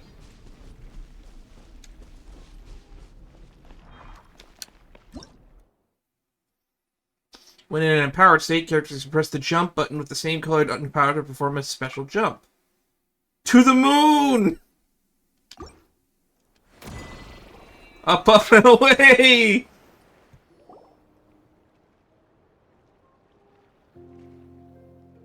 Huh? Hey, look! Isn't that Lauma? The moon chanter? Let me take a look at your wound. You must So be many more different careful. animal varieties. Doesn't matter how much of a rush you're in, your safety always comes first. Oh, you're back too. How was your day? You what? Those two Fatui? The ones who were causing trouble in Nasha Town? You went to teach them a lesson? And you put that in their food? Oh, that better not be what I'm guessing. It's probably poop. You naughty little thing. How could you do that? They didn't notice. That's not the point. You mustn't do that again, okay? Next time, at the very least, bring a few of your friends along too. You'll be an easy target if it's just you on your own. Hey, Lauma! Still remember us? Oh, it's the Traveler and Paimon, isn't it? Welcome to Hisi Island. Sorry for just showing up out of the blue. Hope we're not imposing. Not at all. Those who come with kindness in their hearts are always welcome with the Frostmoon Scions. Were you just talking to those animals? I was indeed. The Frostmoon Scions bloodline is unique, for throughout our history, there have been many among us who could communicate with all living things. What was that? Oh, is that so? Is it the little bird that we helped out of the reeds? She says she was trapped in a plant earlier, and that you were the ones who rescued her. She wants me to thank you on her behalf. Oh, it was nothing. Barely lifted a finger. If you both are free, why don't you join us at the Frostmoon Enclave for dinner? Consider it a small token of thanks for your kindness. She's been nothing but nice so far. We'd love to!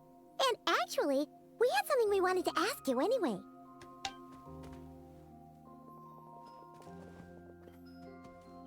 The statue. Oh. You're interested in the story of Kutar? Kutar, the Moon Maiden. And that's what they call Columbina in the Song of the Welkin Moon trailer. Yes, tell me more. Kutar? Yes.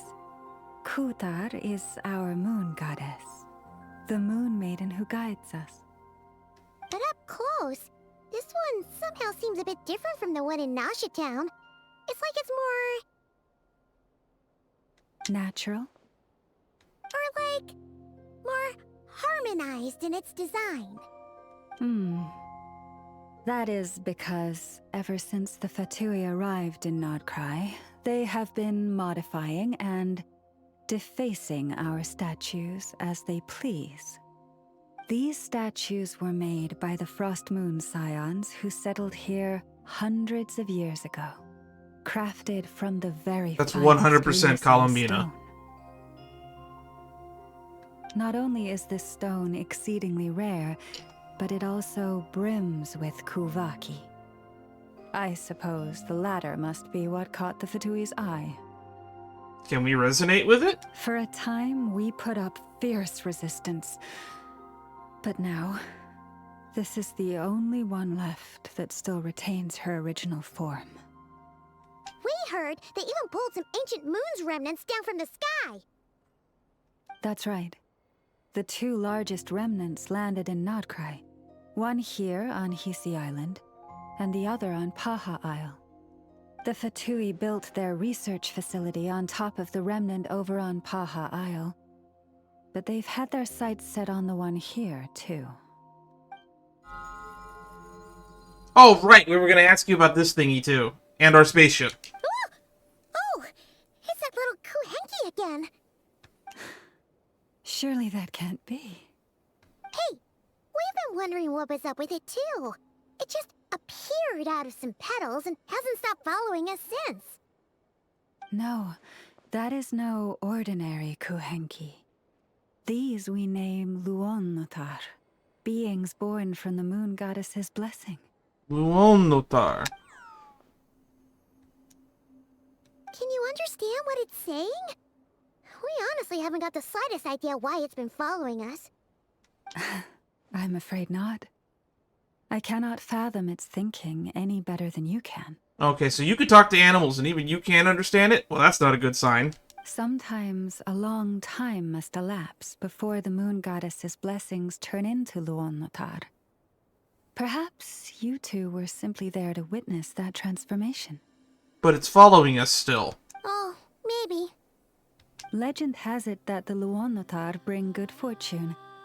Given that it seems to have taken a liking to you both, why don't you let it come along with you? Really? Then you can start by helping us find some more treasure chests along the way. Capiche? Paimon! Twilight approaches. If you say so. If you would hear more of the moon's story, then let us make our way to the Frostmoon Enclave. Yes, I'm interested on this Kutar story. I keep getting sidetracked, though. Tale in full.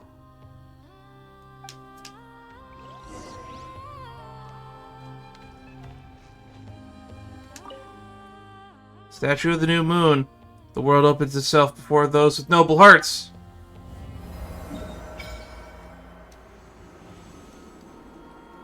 Yeah, we never grabbed the one in Nasha Town. I will just do that real quickly. When did I miss this statue thingy? Where is it? Ah, it was over here. I don't think we ever went over here.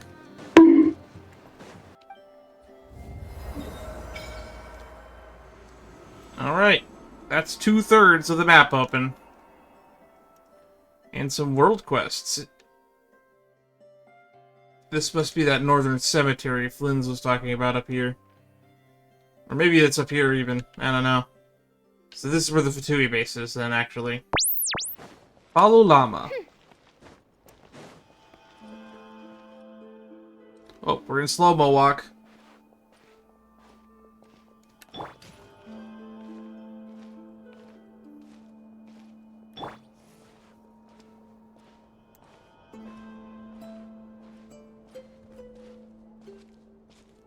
That's a big deer.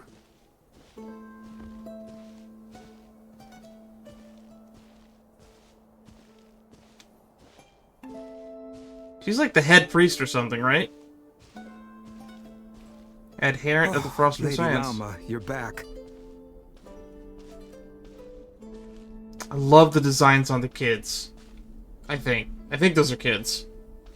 I like the red. I love the red apron. Of the moon goddess shine down upon you. Venamo. Ooh, is that a pearl? Can I pick this up? Oh, that's 100% somebody's ascension material.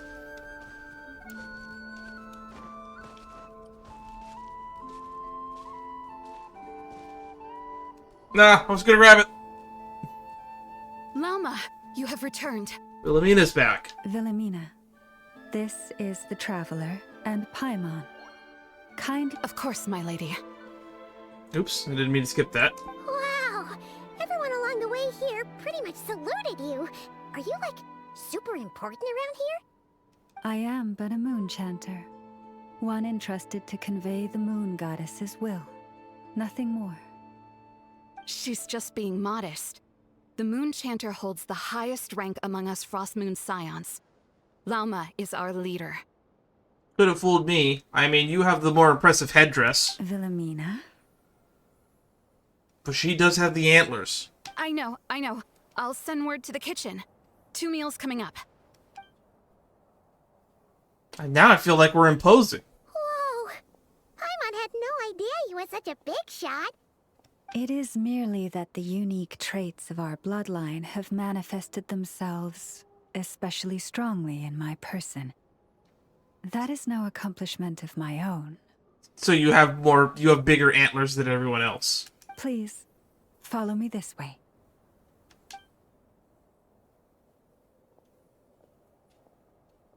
No, I want the giant pearl. Yoink. Where are we going?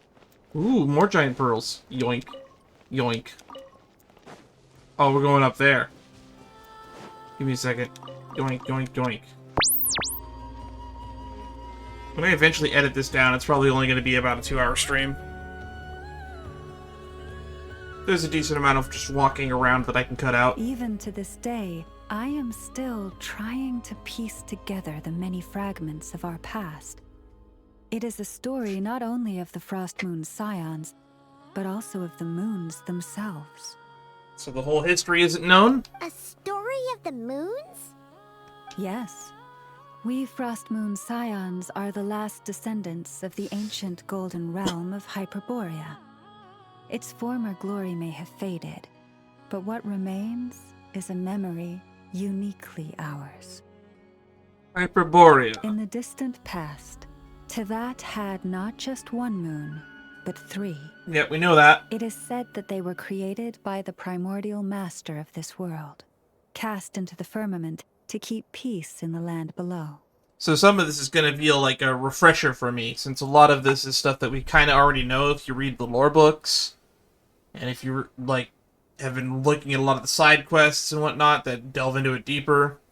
But it's nice that we're finally getting it out in the open for all the people that haven't done that, so now it's not hidden for those people. Firstborn was the Eternal Moon, largest of the 3. Legend has it that it was her immense Krumbkake that gave rise to the ocean tides. Alright, moon number 1, big, create ocean. Next was the Frost Moon.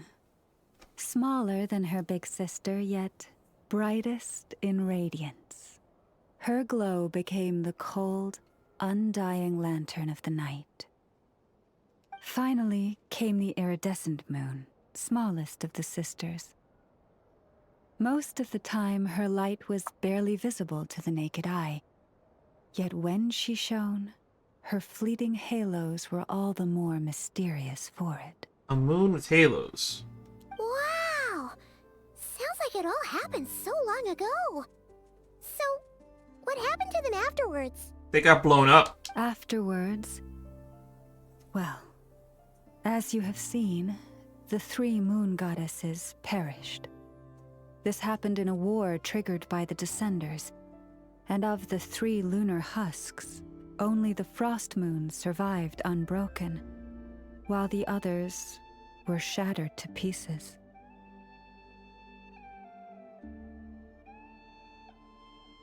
Oh, so that's why there were ancient moon's remnants in the sky. Where Mavika punched it. Yes. It is also said that when the moons shattered, most of their fragments rained down upon this land like stardust. That is why Nodcry is blessed with such an abundance of Krumbkake. As for the remnant that the Fatui recently pulled down, that belonged to the Eternal Moon. Wait a sec. But you just said that 2 of the moons were shattered, so where are the remnants of the iridescent moon? That's a good question, Paimon. The iridescent moon's remnants were never found. What happened to her after the war remains a mystery. Some say she vanished in an instant, while others believe that her remnants are simply too delicate to leave a trace. Paimon's gonna be this iridescent moon, isn't she? 3 moons. I wonder which one was Conria's Crimson Moon related to? That is a good question.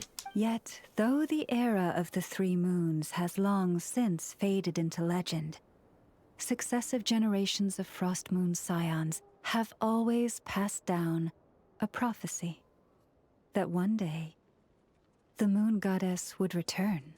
To be honest, Ether, I don't know why you're keeping that to yourself. You could probably ask Lauma about the Crimson Moon. We can get some really good lore. And also, while we're at it, let's ask about the Baleful Moon that A is supposedly tied to. And in the end, that prophecy did indeed come to pass. Though not quite. Lady Lauma! Lady Lauma, are you there? Okay. Cappy. Who's this? What is the matter? Lady Lauma, it's my daughter, Karina. Her illness. Oh, that's not good. Look at the bags under her eyes. She's definitely really stressed out about this. Take me to her, right away.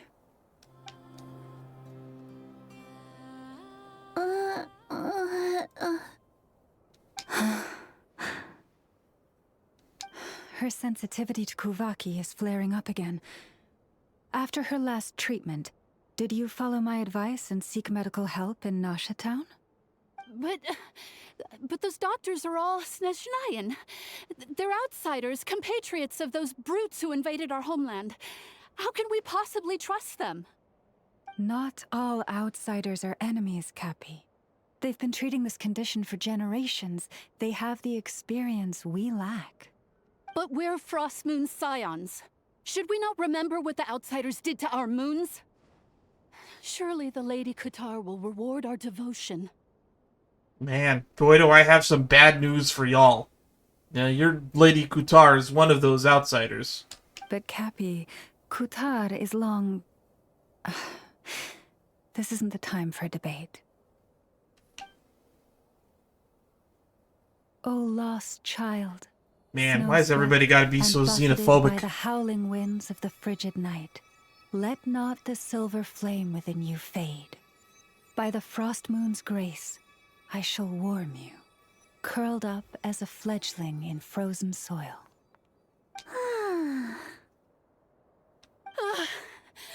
Praise be to the moon goddess, my Karina. You should take her to the doctor. Remember, she must take powdered laka berries daily. It will ease her symptoms. She just used her own power to heal that girl? I think she just suppressed symptoms, to be honest, Aether. Lauma? Philomena, what is it? Dinner is ready. Oh, I forgot about that. I forgot that she was making dinner. I'm all, oh, what's happening now with Philomena? Oh no, she's here to say dinner's ready. I see. Cappy, let her rest here for the night. I'll have someone bring her a blanket. I mean, you could just roll up that rug blanket thing she's already lying on. All right. Thank you so much, Lady Lauma.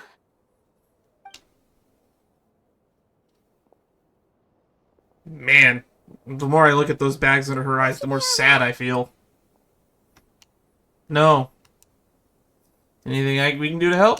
Yeah. If there's anything at all we can do, please don't hesitate to ask. Let's go talk to a doctor in Liyue. Thank you for your kindness. For now, though, Karina should be fine. She'll be feeling a lot better tomorrow. I sure hope so. Judging from what we just saw, that doesn't sound like a long-term solution. But I'm guessing that Lauma couldn't say anything else. At least in front of Karina's mother. Please, do not be worried. Come, let us head to dinner. I believe you still have some questions for me. Yeah, I want to talk about the Crimson Moon. We were also told that there's a Pale Star Edict going on. Oh, Philomena, what you got? Not coming with us? Oh, sorry. Yes, I'll be coming too. I was just thinking about something. Oh? Lauma makes such an unshakable moon chanter. Calm, capable, someone we can count on. Deep down, though, I know she's been quietly carrying the burden for the rest of us. Oh wow, she's like Jean. Traveler, Paimon, believe me when I say that as a fellow Frostmoon Scion, I do worry about Lauma. It's just that sometimes it's hard to say it to her face. Yeah, just get over that and say it to her face. Could I ask you to look out for her? I can tell she really trusts you. Sure, we met, like, earlier today, but fine. Ooh, I see another waypoint over there. You should just tell her to go straight. I fear that would stress her out even more. You wouldn't know until you try. Sometimes I really admire her strength. But at the same time, I can't help feeling powerless myself.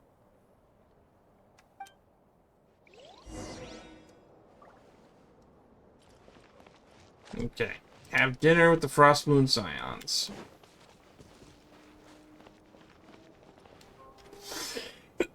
Phew. I'm so full. That was even better than the stuff you gave us before. Probably because it wasn't just fruit and vegetables. I'm glad to hear it. Well, that's like a Thank you giant for pie. accepting such simple hospitality. Hey, we should be the ones thanking you. Ooh, look at that lady's headdress. That's a cool looking one.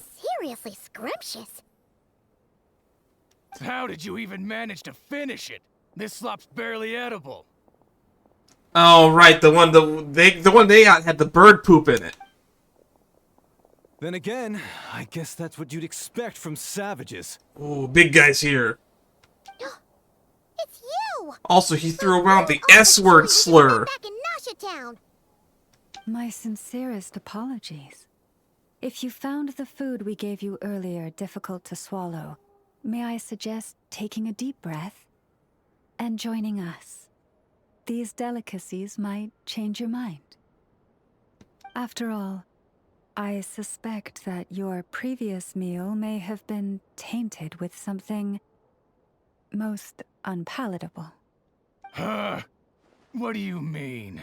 Tainted with what exactly? With the bitter snobbery of those who call themselves civilized. Ooh. Burn. But also there was probably bird poop in it. Why, you? Don't push your luck. Looking for a fight? Sure, I'd be more than... Hold it. We're not here to brawl. Yet. We're here for official business. Orders from above. We're here to deliver the Frostmoon Scions a warning. Or rather, a final ultimatum. You have 3 days to hand over the relic and reveal the whereabouts of your so-called Kutar. If you fail to do so, the Fatui will immediately begin the cleansing of Hisi Island. Which, by the way, is the sovereign territory of the Tsaritsa of Snezhnaya. What insolence! Your demands are outrageous! For generations, this land has belonged to the... Dear guests, allow me to save you both time and trouble with a speedy reply. The Frostmoon Scions will never hand over anything to the Fatui. And to those who set foot on our land with ill intent, I say this. With your blood, we shall draw an inviolable line in the snow. That applies to you, too. Stubborn savages, the lot of you. I mean, they seem pretty civilized to me, to be honest. The definition of civilized and savages are so broad and vague terms you can apply them to anybody.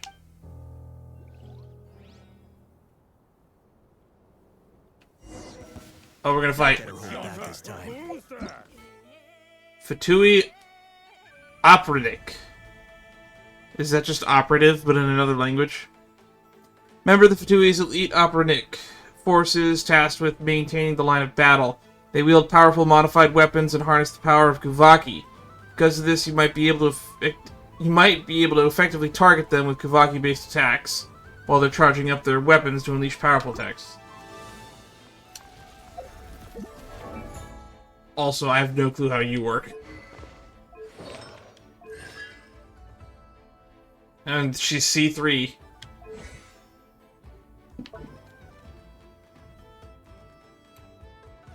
Normal attack, dendro damage. Charge attack, Lauma undergoes Spirit Envoy Metamorphosis, transforming into the Envoy of Tranquil Forest, consuming stamina to charge forward up to 10 seconds.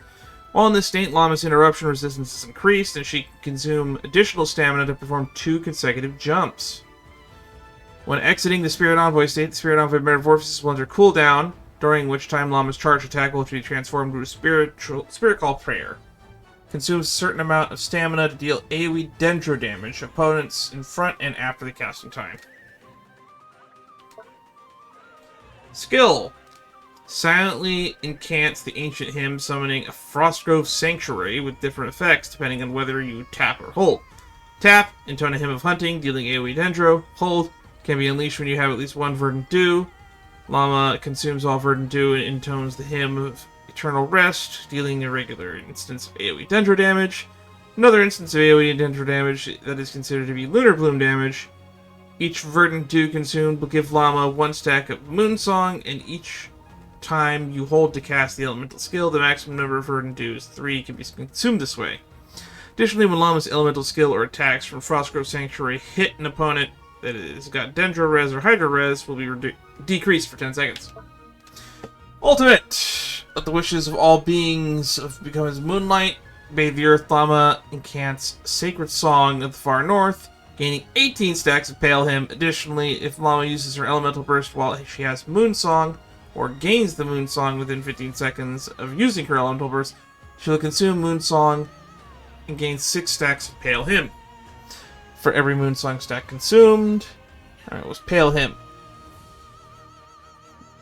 When nearby party members deal Bloom, Hyper Bloom, Burgeon, Lunar Bloom, 1 stack of Pale Hymn consumed.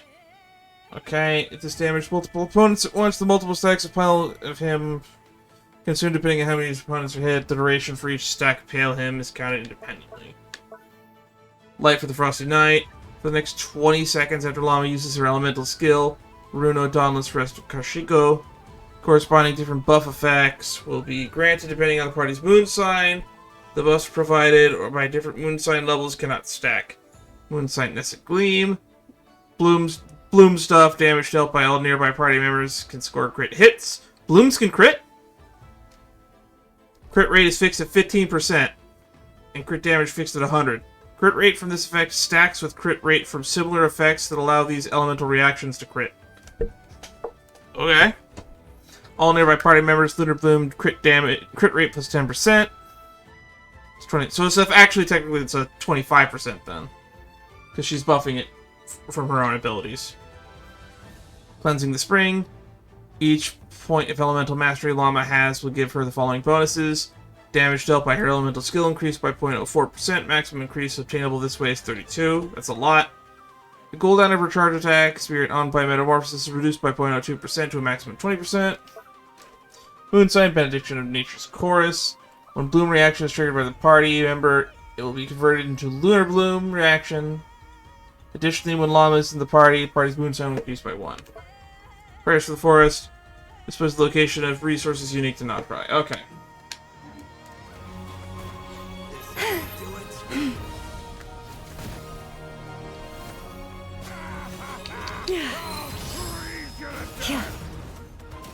Stay your hand. Stop right there! You asked for it! By royal decree!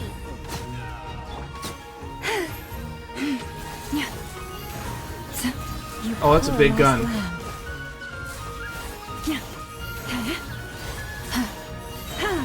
By the Frostmoon of old. Laid bare. Pretty sharp. You'll pay for this. Mark my words. Hey, if you're so tough, get back here and put him up! Imagine if he said that he eats pieces of shit like us for breakfast. I'm so sorry. You've had to put up with far too much unpleasantness today. Honestly, I could handle more. Come on, it's not your fault. We don't like bullies like them either. But still, they mentioned a relic in Kutar. What exactly could they be after? About this relic. Oh yeah, so this might not be the best time to bring this up, but we kinda have a favor to ask of you, Lauma. Tell her about the spaceship. I see. So your questions concern the sacred relic too. Please, do not hesitate to speak your mind. Unlike those insolent intruders, you walk in the moonlight with open hearts. You stood by us when we needed your help, so it's only right that I return the favor. But let us continue this conversation somewhere more fitting. As it happens, there's something I'd like to show you, too. Alright, what you got for us? Follow Lauma. I grab these moonfall silvers. This is a pearl. You can't convince me that it's not a pearl. Big ball, shiny, white, glowing. Whoa! Now that's one huge statue. This is the statue of our goddess, the Moon Maiden Kutar. I wonder what kind of relationship Columbina has with Arlecchino, because in the Commedia dell'arte, Columbina and Arlecchino tend to be really closely entwined in a lot of the stories. That is indeed... That statue's a lot bigger than I thought it was. Now that I see it up close. Wow! It's spectacular! Kutar was born here on Hisi Island around 500 years ago. As it just so happened, a priestess of the Frostmoon Scions witnessed the moment of her birth. Instantly realizing that this was the prophesied rebirth, she quietly recorded the event and carved this statue to honor that miracle. According to legend, Kutar's birth was accompanied by the sudden appearance of many Kuhenki, who wove the moonlight that bathed her into silken vestments fit for a goddess. And to think she's supposedly the third strongest member of the Fatui. Capitano's supposedly stronger than her. Hey! It's like it knows we're talking about it. From that day forth, the Kuhenki have been regarded as Kutar's familiars. Some believe that their habit of guiding travelers to hidden treasure stems from an instinct. The same one that not only drives them to protect the moon goddess, but also to make her smile. After all, according to the records, Kutar always looked lonely as she gazed up at the distant moon. About her whereabouts. Kutar left Hisi Island before I was even born. According to the previous moon chanter, the goddess was angered by our people's greed, and that is why she left us. Really? Where did she go? Snezhnaya. No one knows what happened after she left. But just a few months ago, after those 2 ancient moon's remnants fell from the sky, she was spotted on Hisi Island once more. And the Fatui have been harassing and threatening us ever since. So from the trailer we saw the Pale Star Edict, which is supposed to call all of the Fatui to a location. And the mission was to retrieve the Damselette, aka Columbina, and I guess as we're learning a new name for her, Kutar. So she returned here for some reason, but the Tsaritsa wants her for some reason. Judging from what they've said, our moon goddess is actually their missing harbinger. Columbina, the Damselette. The Damselette? But isn't she number 3 amongst the Fatui Harbingers? Man, you remember that, Paimon? So she's actually the moon goddess. Why would she join the Fatui then? That too is a question I've struggled with. But even at the best of times, understanding other people's choices is difficult, let alone those of a goddess. Plus, the Tsaritsa usually lets the Harbingers achieve their dreams. But what was her dream? Forgive me. There I go again, rambling on about our history. But you came here to ask about the sacred relic, didn't you? The piece of the moon? Nah, we're here about a spaceship. Honestly, Paimon's not sure which part she's more curious about now. There's so much that I'm so curious about. Since ancient times, the Frostmoon Scions have had in our possession a special fragment of the ancient moon's remnants. A piece in which I sense a power unlike any other. Successive generations of moon chanters have all detected a divine presence within it. We call this unique remnant the Moon Marrow. We heard you can use it to see what happened in the past. And we need information about the past. What is it in particular that you seek from the past? Well, basically, to cut a long story short, the traveler here is actually from outside of Tibet. Oh. I mean, is it really that big of a secret at this point? Paimon must have remembered the unfortunate link between the Three Moons and the Descenders. Right now, I shouldn't try to hide it. I'm not from Teyvat, I am a Descender. I'm searching for the truth about me and my siblings' past. Thank you. Your honesty is a sign of your trust, both in me and the Frostmoon Scions. Unfortunately, though, I won't be able to use the Moon Marrow to shed light on your past just yet. Our people revere the Moon Marrow as a sacred relic. I'm only permitted to retrieve it from the secret chamber in which it is hidden once a year, on Moon Prayer Night. When is that? Oh, really? So, when's the next Moon Prayer Night? Kunrokos. Oh, really? Judging from the tides this evening, a little less than 2 months. Okay, so like maybe like 50 days, give or take. Huh? Does that mean the date changes every year? The ceremony is held on the night when the moon is closest to Teyvat. Oh, I forget what that's called. The lunar solstice? The winter solstice? This is also when Nodcry's Kuvaki reaches its peak. Only then can the seal on the secret chamber be lifted. Oh, guess we've got no choice but to wait.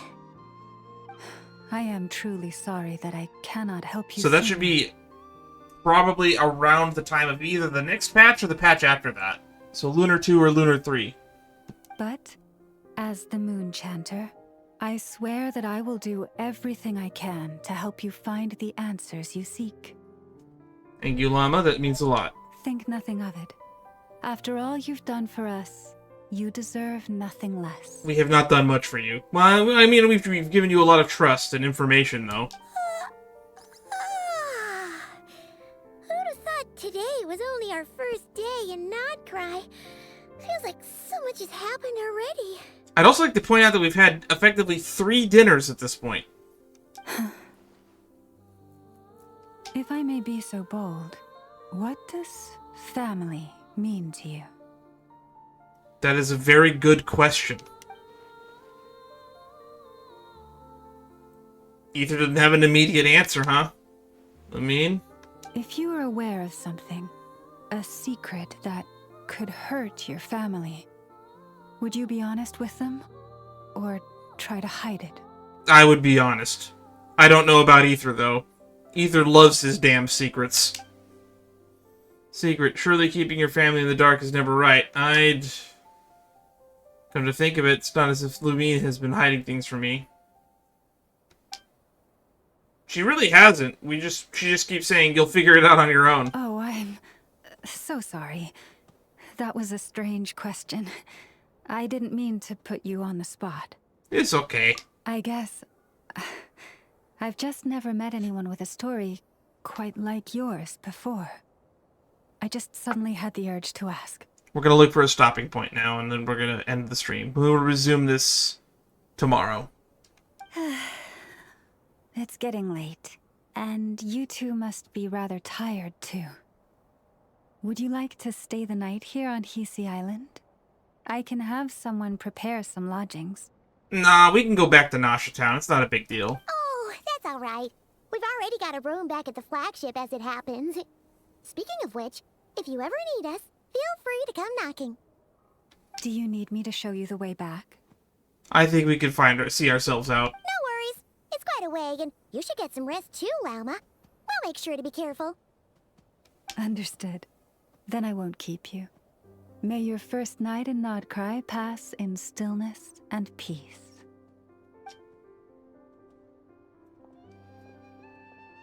So, what you thinking? Sure was an eventful day, huh?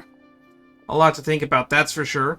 A lot of threads to unravel, even more conflicts to resolve. The good news is, we're not at a dead end in the search for your spaceship yet.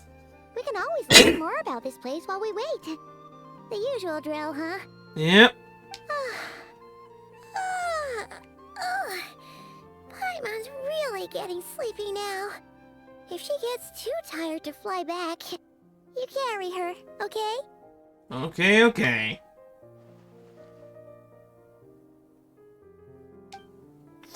Lumine, my little sister. Wait, Lumine is the little sister? Is he ever referred to her as the little sister before this? I wonder what you're doing right now. Are we about to cut away to her? I guess not. Where the moon rises. Reunion beneath the moonlight. Return to the flagship to rest. So, last time we played for about 2.5 to 3 hours, but I noticed that we had not finished Act 1 yet. So I figured we're going to keep playing for about 3 hours tonight, just like last time, but we're going to try and... Oh wow, there's only 13 days left on this. But we're going to try and finish Act 1 so that when I edit this together, I'll just put all of Act 1 in one video for YouTube, and then all of Act 2 in one video for YouTube. That's the plan, at least. If Act 2 ends up being like 5 hours long, that's going to put a big damper in that plan, but this is the plan.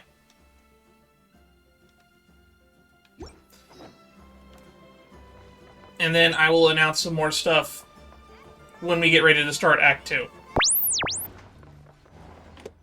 Back to the room. Home again, home again. Jiggity jig. Oh wow, they conked out real quick. And thus ends our first day in Nodcry. Uh-oh. Is Aether gonna have a premonition dream? Nodcry, a land steeped in ancient stories. And the first place I set foot in Teyvat. Okay, no, they're just gonna mumble on to themselves. The Fatui, they seem to be conducting some sort of research at the ancient moon's remnants, and now they're after the Frostmoon Scions' sacred moon Marrow. And then there's Damselette, Kutar, the Moonborn. Oh, we're still calling her Kutar and not... Oh, I guess Damselette. It is in the same section because there's the comma is after Kutar, but... We're calling her all that. Never mind. Why did she leave the Frostmoon Scions in the first place? And why did she abandon the Fatui? Lauma mentioned family. Lumine, what happened to our spaceship back then? Why did we land in Teyvat? This is a lot of weird questions that you should have already known the answers to. And I'm really sick of amnesia being used as a plot device. It's bad in every fictional story. I'm not harping on Genshin for using it, because they need a way to justify the fact that why we're getting all this information that we should have known from the beginning. Amnesia is sadly just the best way to do that. Because otherwise it's been like, we've just been keeping it secret for 5 years, which is also bad. This is just a hole that they cornered themselves into by not just fleshing out the story at a faster pace. My head's spinning. I won't be able to sleep like this. I'll try not to dwell on it. Just need to get some sleep. Did Paimon always snore this loudly? Or is this just a new VA thing? Just one more. Helping. I think there are other reasons you can't sleep, Aether. I envy Paimon sometimes. She really can fall asleep anywhere. So can I, personally. It's one of my greatest strengths. You see, the key is treat sleep like a hobby, never sleep, and that way when you need to sleep, you can just conk out at a moment's notice like you have narcolepsy. No use forcing it. Maybe I'll take a walk to clear my head.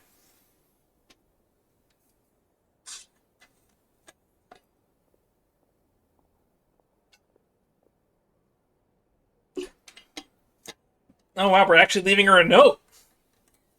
Paimon, I'm heading out for a bit. If you wake up and I'm still gone, don't panic, I'll be back soon. That's it. Leaving a note like that tells me that you're going to be going on a long walk. Possibly longer than 8 hours. Oh, wow, we walked far. And Varka just happened to be away. Could it somehow be related to the Abyss? Come to think of it, it feels like there's something different from the abyssal phenomenon here. One they call the Wild Hunt. Huh. Didn't realize I'd walked this far already. Yeah, you've walked damn far. Guess I should head back soon. If I've gone too long, Paimon will start to worry. Paimon will worry if she wakes up and you're not there, period.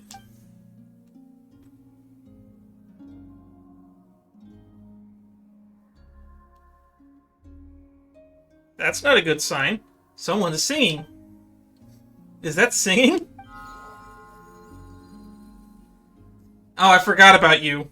Hey, what are you doing here? I forgot that you had a voice actor, Aether. These flowers. I remember. When you first appeared, there were flowers like this all around you. That's true. And if I remember correctly, in the Song of the Welkin Moon trailer, Columbina, Moon Maiden, Kutar, whatever we're calling her now, was also surrounded by these things. Oh, I think it wants us to follow it for once. It's heading towards the source of the singing. Might as well follow it and see what's going on. Oh, something was poking its head behind the rocks over there. I think it's going to lead us to Columbina.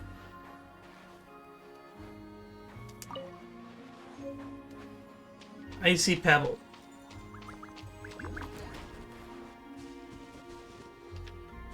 Frog. Singing's getting closer, but it sounds a little melancholy. When has singing in this game not sounded melancholy? Ever since that Chasm quest. Huh, there's nothing here. Well, I guess they're going to show a domain here, aren't they? Or not! It's just an illusion. Oh, you're moving pretty fast now.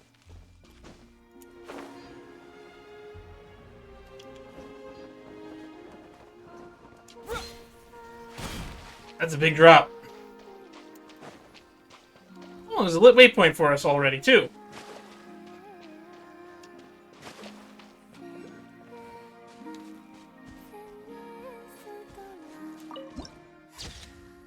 Moon-bathed courtyard. I think this is the place from the trailer.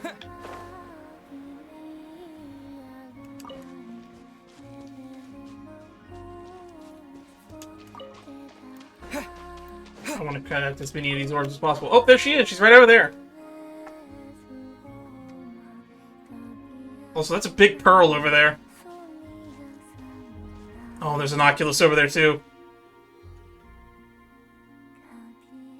She's got those weird heel thingies.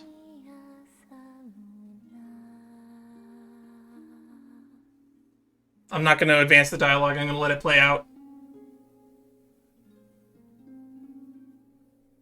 I lost connection to Discord.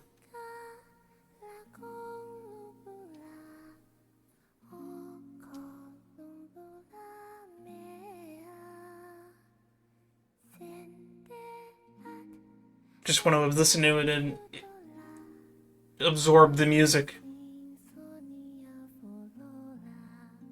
I thought it would advance the dialogue automatically. Girl, she looks like the Frostmoon Scions statues. Surely that's not. Man, I kind of forgot Aether's a moron.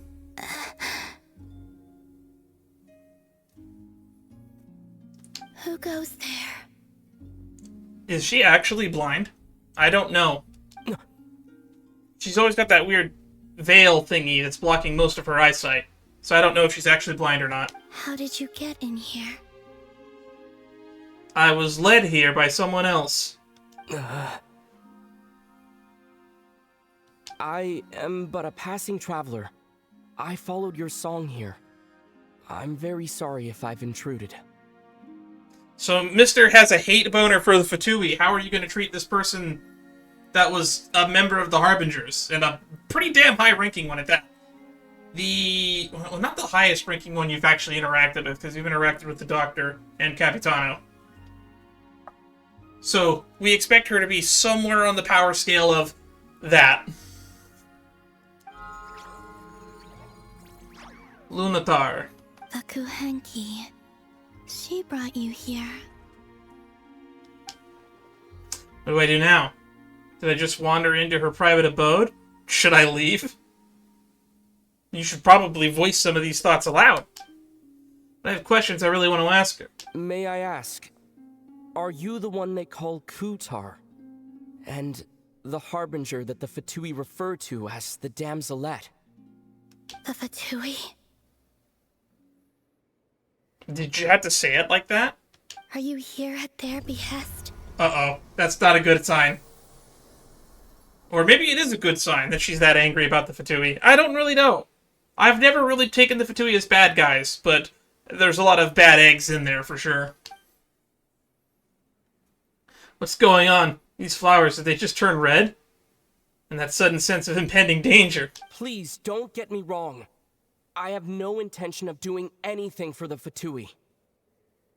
I just wanted to ask you about Nodcry and the moons. Really? Is that all, Ether? The moons? The flowers aren't turning back. Do not believe in what you can see. What truly matters. Okay, What you I think things are calming down. That feeling of danger is gone. Guess she no longer sees me as a threat, for now at least. But... What do you mean? Oh, she's going back into her song and ignoring us. Is it going to let her walk out of frame? Do I have to advance the dialogue myself? There she goes. She's almost there. And she's out of frame. So it's not going to advance on its own. Isn't she going to answer? She doesn't seem willing to speak. Let's give that another try. Listen, I'm the Traveler. I'm on a journey through the nations of Teyvat. Hello. Okay. Well, that got an answer out of her, I'll give it that much. Boy, you suck at conversation. No wonder we need Paimon to do all the talking. Is that it? Doesn't she know how a conversation's meant to work? Or does she not care? You're the one intruding and imposing here. Could you tell me your name? Oh, that's right. She didn't actually answer our question at the beginning. Columbina. But they chose Damselette as the title at the top. So it is her. Kutar. The Damselette. The moon goddess. Pick whichever takes your fancy. Okay, cool. You have almost as many cool names and titles as we do. I do not know my own name. That's also ominous.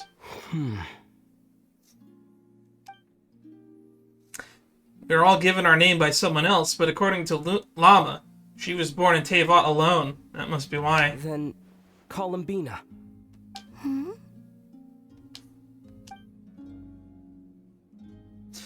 I'd like to ask about the Fatui, but after the way she reacted last time, I mentioned them. Maybe not. Can you translate what it's saying? That's a fun question. This Kuhenki, this Lonatar, did you bring her into being? Come here, little one.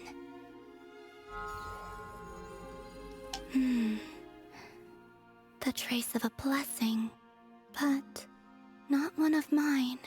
Oh, interesting. So maybe it's just like Lauma said, a blessing from long, long ago. People always assume I can do many things. Assume I have done many things. But I haven't. All I ever wanted was to. What did you want? And why did you hang out with Dottore so much? And like almost every scene that we've had of her before this, she was like with Dottore. She's drifting off again. So many mysteries remain unsolved, but we're not getting anywhere like this. Maybe this just isn't the right moment. How are you going to explain all this to Paimon later? It's about time I got going. I'm very sorry for disturbing you today. Time to head back.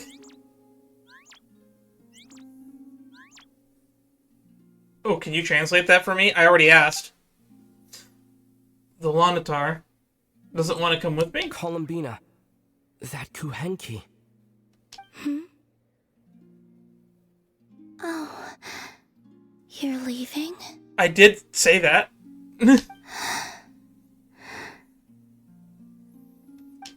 Man, the lights are on, but no one's home, huh? Not willing to let it go. Seems like she likes this Lanatar a lot. Go then.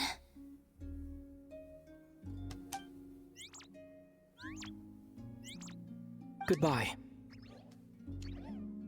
Take care. The moon can be treacherous. What could that mean? Off she goes. She's walking. The camera's panning. Is she gonna let her go out of frame?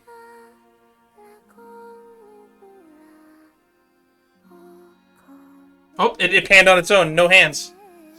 Never mind. I'll ask her next time I get a chance to see her.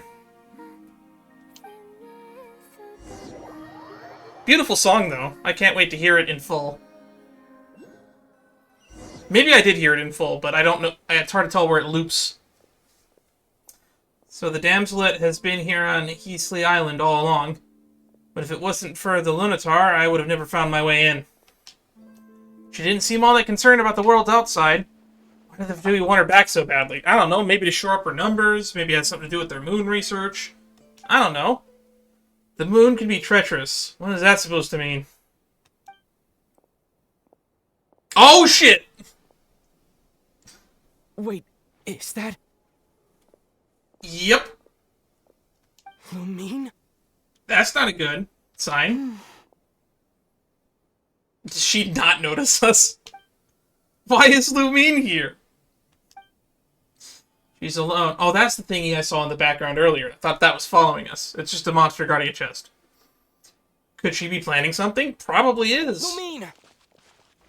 Sure, alert her to your presence. That's totally gonna let you sneak up on her. Am I too far away? Can't she hear me? Lumine! Stop yelling!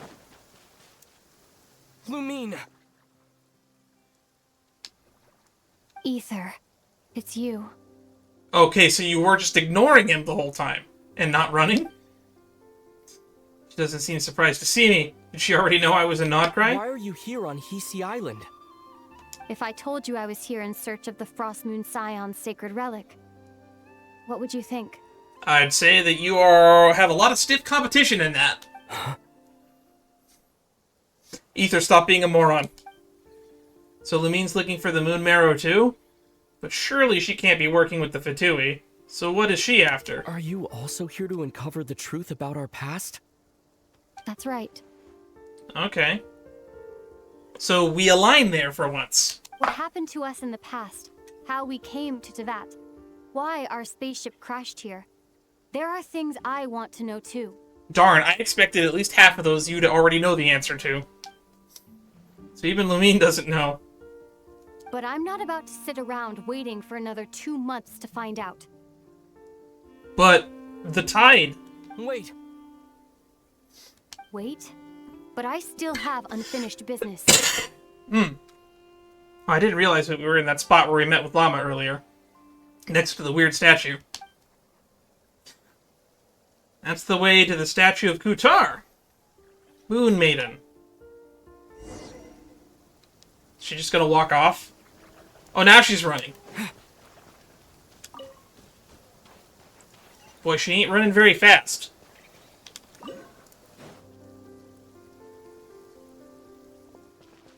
Surely Lumine's not here to what? Either speak your thoughts aloud. Uh-oh. She's using abyss magic. Oh wait, that's the Omni Element looking symbol from like the card game. Hold on a second. I mean, stop her from doing what? What is she trying to do, Ether? What's wrong?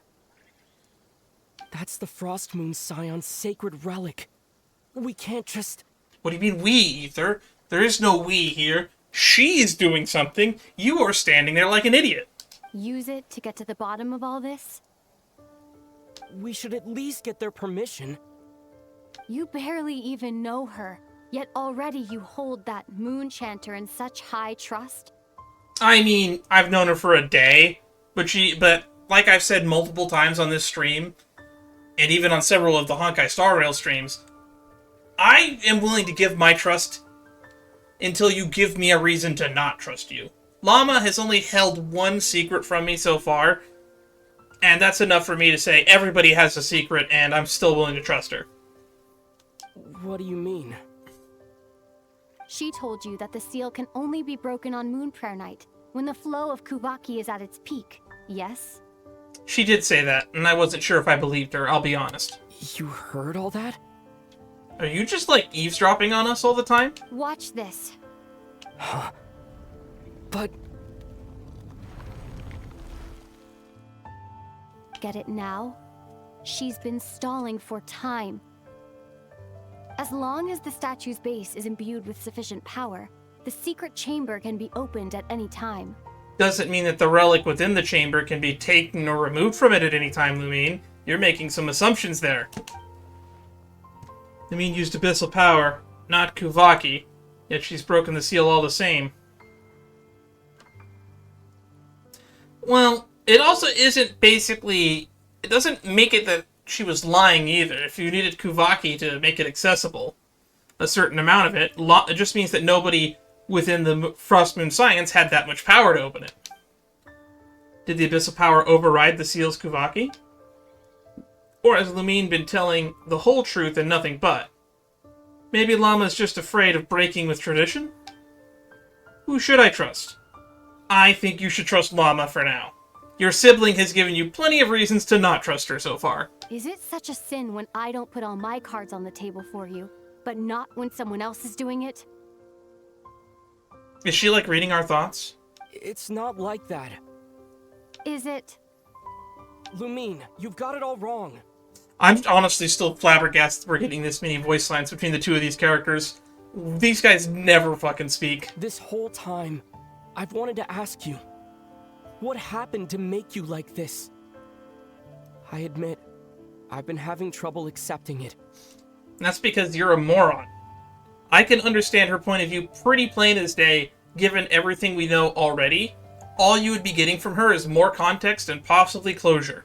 But after all this time apart, I've finally come to terms with who you are. Willful side and all. Okay, Ether, now you're just contradicting yourself. I trust you. I still do. Through all the worlds we've traveled, you've always been there by my side. She's not my sister in real life, so it's a lot easier for me to separate my empathy. So I'll let him have that one. If there are things you can't explain yet, I can wait while the journey goes on. I'll wait as long as it takes. Until the day you're ready to talk. Ether. Probably shouldn't have said all that. Must have sounded super sentimental. It did.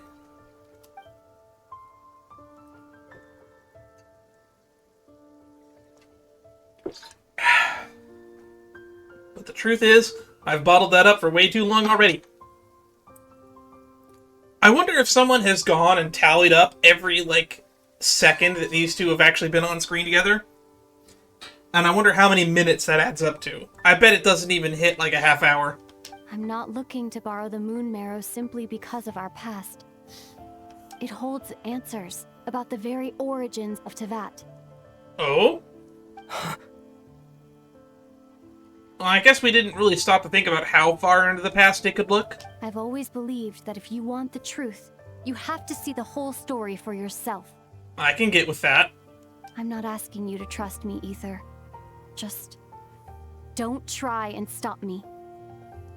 If this choice weighs on your heart, then let me go in alone. Forget this meeting ever took place.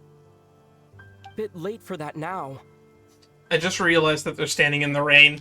But maybe this is the chance I've been waiting for all along.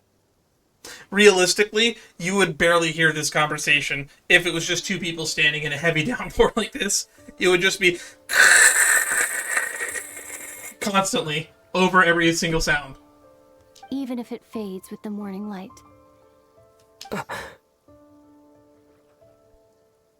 I want to go with you. Sure, then do it. You sure? Yeah. Are they going to give us the chance to opt out? Then let's go. She said that with and with that facial reaction, that's not the tone she said let's go with. Lumine. It's been ages since we went on an adventure together. I can't wait. Really? You think I'd lie to my big bro? Big bro. That's right, they revealed that a little bit ago, that we're the older twin. So is that... So if we play as Lumine here, would Aether say little sis? Is it consistent, or is whoever you're playing as the older one? Because they're twins.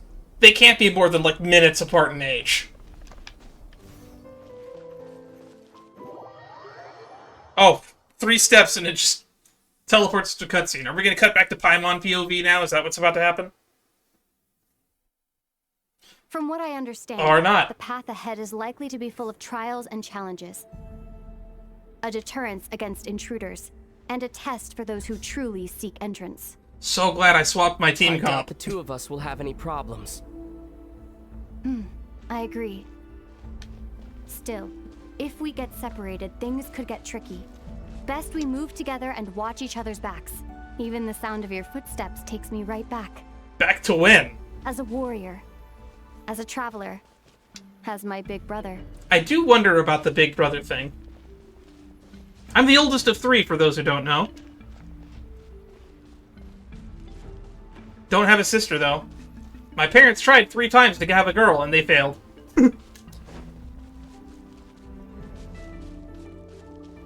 I hope I can make it up to them someday by having a daughter of my own. And if I can't, hopefully one of my other brothers Looks like can. this is the first trial. Okay, what do you see? What is the trial? Clear this giant gap? Bet it's easy for Lauma, who could just turn into a deer and pseudo-fly. Aether, do you understand how Krumbkake works? Nope, not at How all. it exacts force through push and pull. What do I need to do? Let's see. How about this? I'll temporarily neutralize the Krumbkake on the cliff face and move the platform into the center. Once it's in place, you'll need to utilize the repelling force of Krumbkake to reach the other side. Oh, the weird magnet power. Got it. Okay, Gotcha. I'll leave it to you then.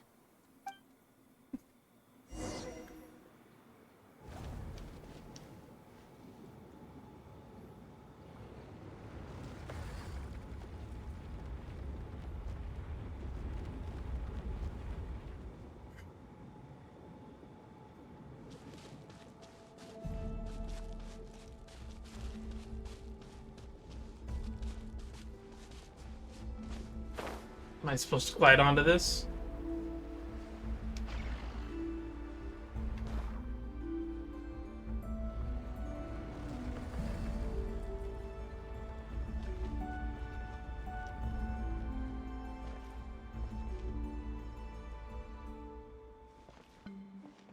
Yeah, I don't... Oh, super jump. Forgot I could do that.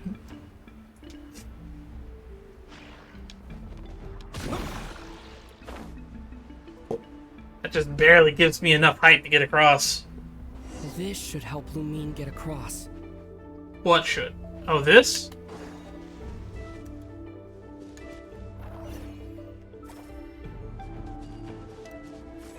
Lumine! What did that do? Oh, that's real convenient.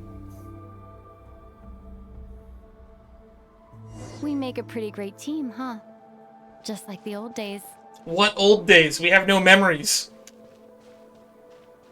We have a really strong attachment to this sister that we have, like, 0 memories of.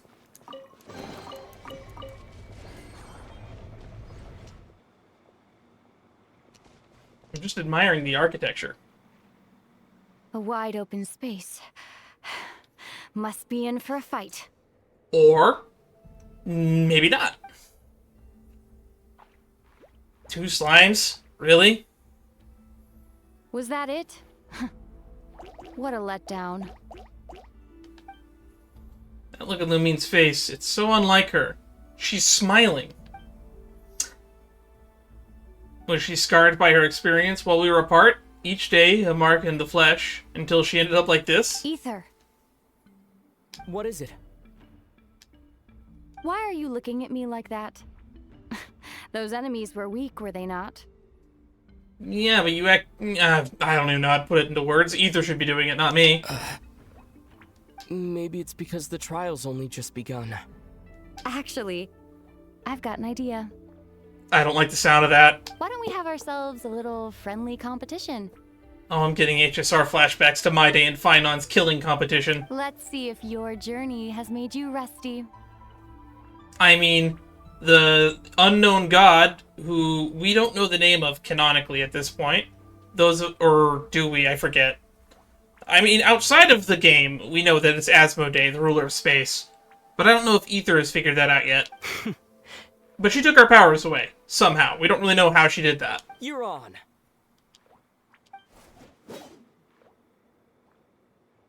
Are we using the prototype Rancor? I won't lose to you, Lumine.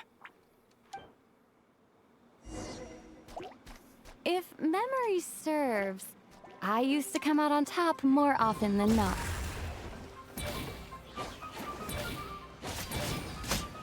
You sure you're all right? I think we're gonna kick her your butt. memory's slipping, Lumine. Save it. We'll know who's stronger soon enough. Oh, she's just using the Animo attacks, but it's darkness.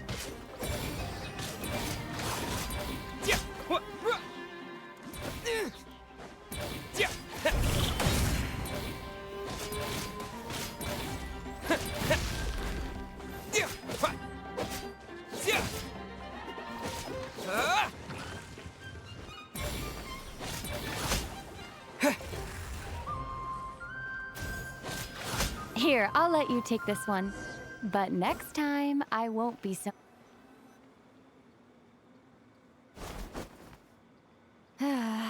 Fine. You win.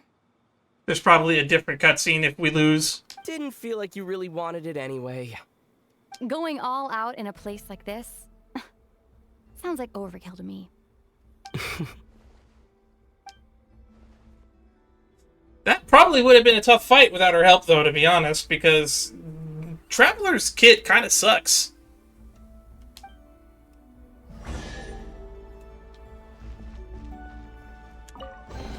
I did recently acquire some constellations for it, though.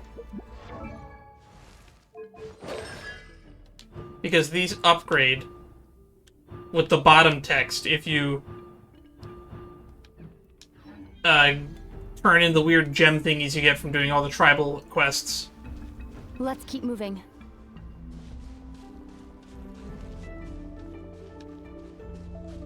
Oh, he turns his head to follow her no matter which way you go. That's kind of neat. That's a small little nice touch. Open area. Is it another fight?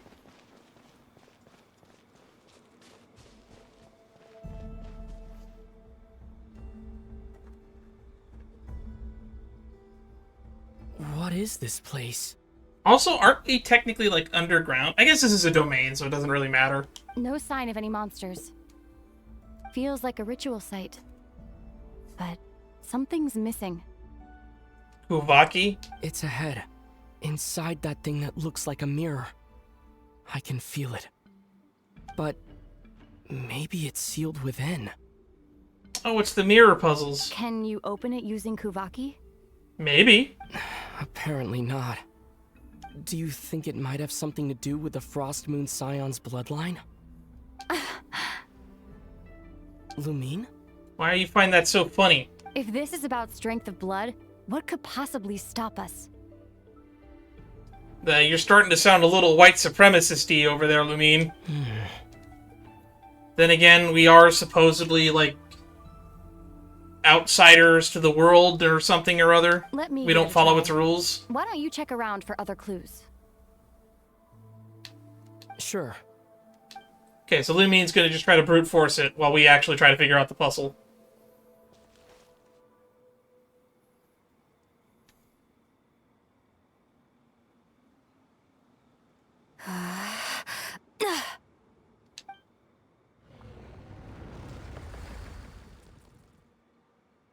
Found it. This should do the trick. Okay, brute force it is. Okay.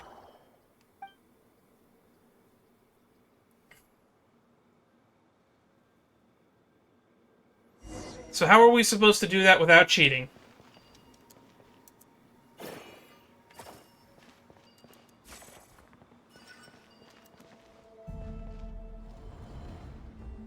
Interesting. Yep, that got a reaction. That's one down.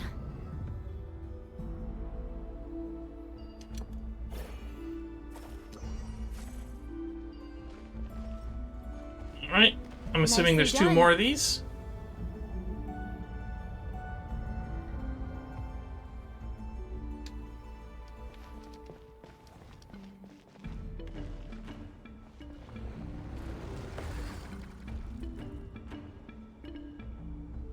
Okay. There's the last two.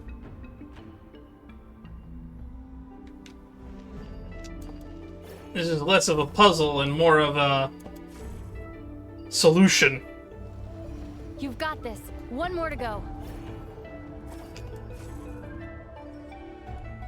Good work, Ether. Alright.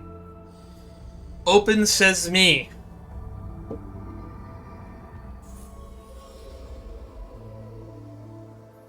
That looks more like a portal instead of a door. Door's open. Come. We must be close. Oh, we can actually walk on this.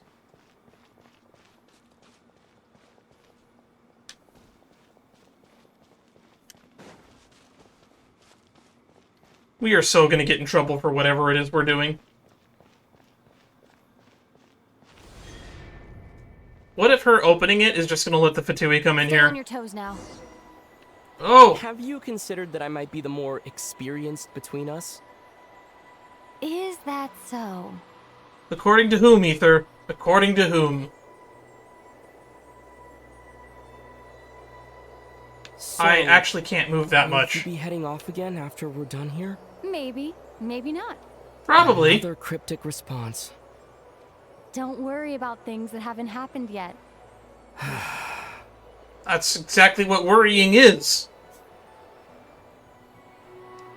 At the end of all this, what do you think we'll find? Whatever it is, we can handle it. What about the end of our journey? That's not something we need to worry about right now. We kinda can. It's like less than 2 years away.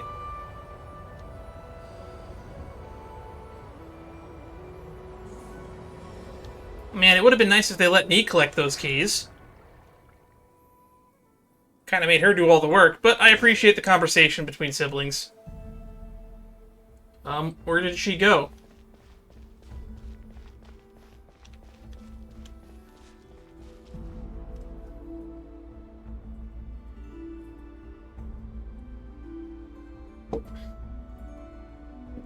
Looks like the final trial is just up ahead. Ready for battle? Why do you want everything to be a battle? When have I ever not been? Whenever I'm controlling you, that's when. What's wrong? Going on an adventure with you, side by side, it's been so exciting. But at the same time, it just feels surreal, I guess. This is all still Act 1, by the way. Maybe because it's been so long. You know, this is only the second time we fought together since the day we both woke up in Tevat. Really? How much time did we spend in Tevat? Like, a day? Before, like, the whole Heavenly Principles thing happened? Maybe that's it.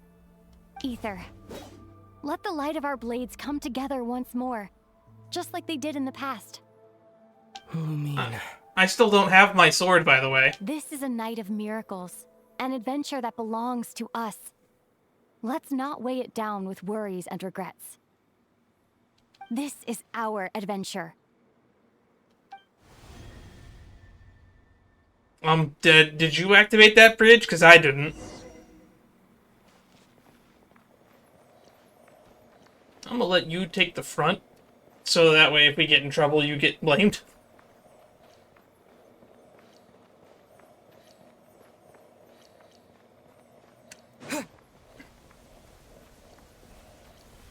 Okay, what is this thing? Ooh, actually, is that this new boss? Radiant Moonfly? Maybe. It is. Nothing. Sanctum Moonfly. Prepare for battle. Stay focused. Dodge its attack.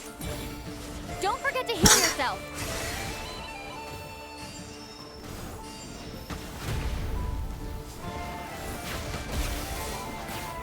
Ow, ow.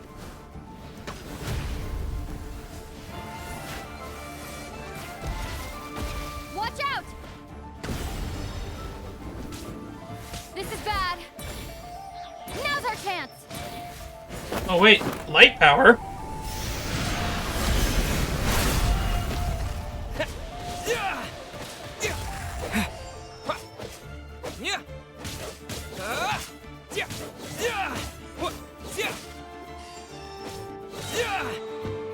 We're doing this again. They are the Abyss Twins. Time for the finishing blow.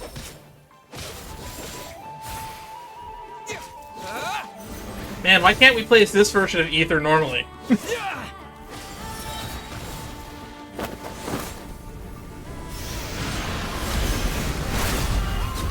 Man, I wonder how many people are going to use that animation in, like, Hoyo Fair stuff. Nicely done. Flawless execution.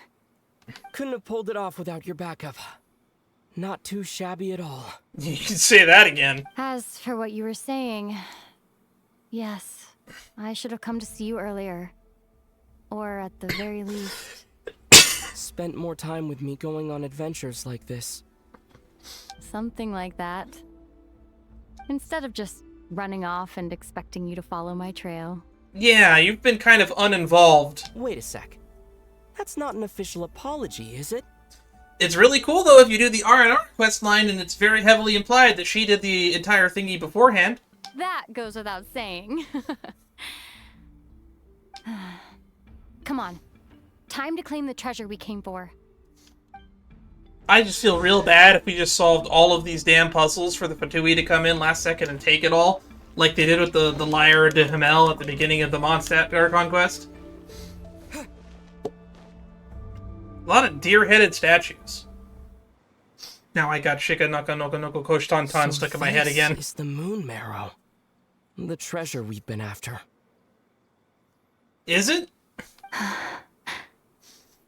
Alright. Go get it for me, Ether. It belongs to me. Does it? What's up with Lumine? She's talking like a complete stranger again. What's wrong, Ether? After everything we've just been through, you still don't trust me? Well, when you claim ownership of it, that's a little bit different than let's just use it. Don't you want to know the truth too, just like I do? You go grab it. Why do I gotta grab it for you? Rest assured, I'll share the truth with you afterwards. Now, go bring it to me. Jeez, this is really weird.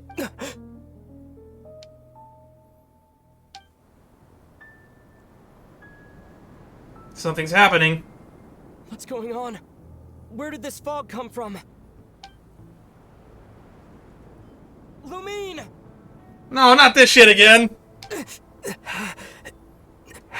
Was all of this an illusion? Did we break in here all by ourselves? Man, Paimon is gonna be so pissed. Lumine! Where are we? Oh, we're back here. That presence, it's the Abyss. Is that the Wild Hunt? Did it show up when we entered this domain? Hey, it's Flynn's! Oh, is this going to be the Flynn's demo? Lumine! Huh? What are you doing here? You're Flynn's. Yes, we ran into each other at the Flagship this afternoon. I'm honored you still remember. Is Lumine gone? Was that all that in your head? Are you looking for something here? I'm not sure if I want to admit that I just broke into the Frostmoon Scions' secret chamber in order to search for their sacred relic. Just taking a walk, doing a bit of moon gazing. And you just happened to end up surrounded by the wild hunt. Yeah, that tracks. Sorry. I did not intend to come off as pointing fingers. Indeed, perhaps our courses of action do not differ so greatly. You out for a walk too, or are you also into moon gazing? Not exactly. We Lightkeepers are accustomed to patrolling at night. A long-held tradition, you understand. I was just passing by when I noticed that the wild hunt had struck. So I simply did what I am duty-bound to do. As a matter of fact, I just saw someone leaving in quite the hurry. Was that your companion? I mean, yeah, that was the person dearest to me. Perhaps I should take my leave now. After all, my patrol isn't over yet. So polite. Nodcry is a dangerous place to be at night. I'd advise that you head back soon as well. Did any of that actually happen? Or was it all in a dream or an illusion?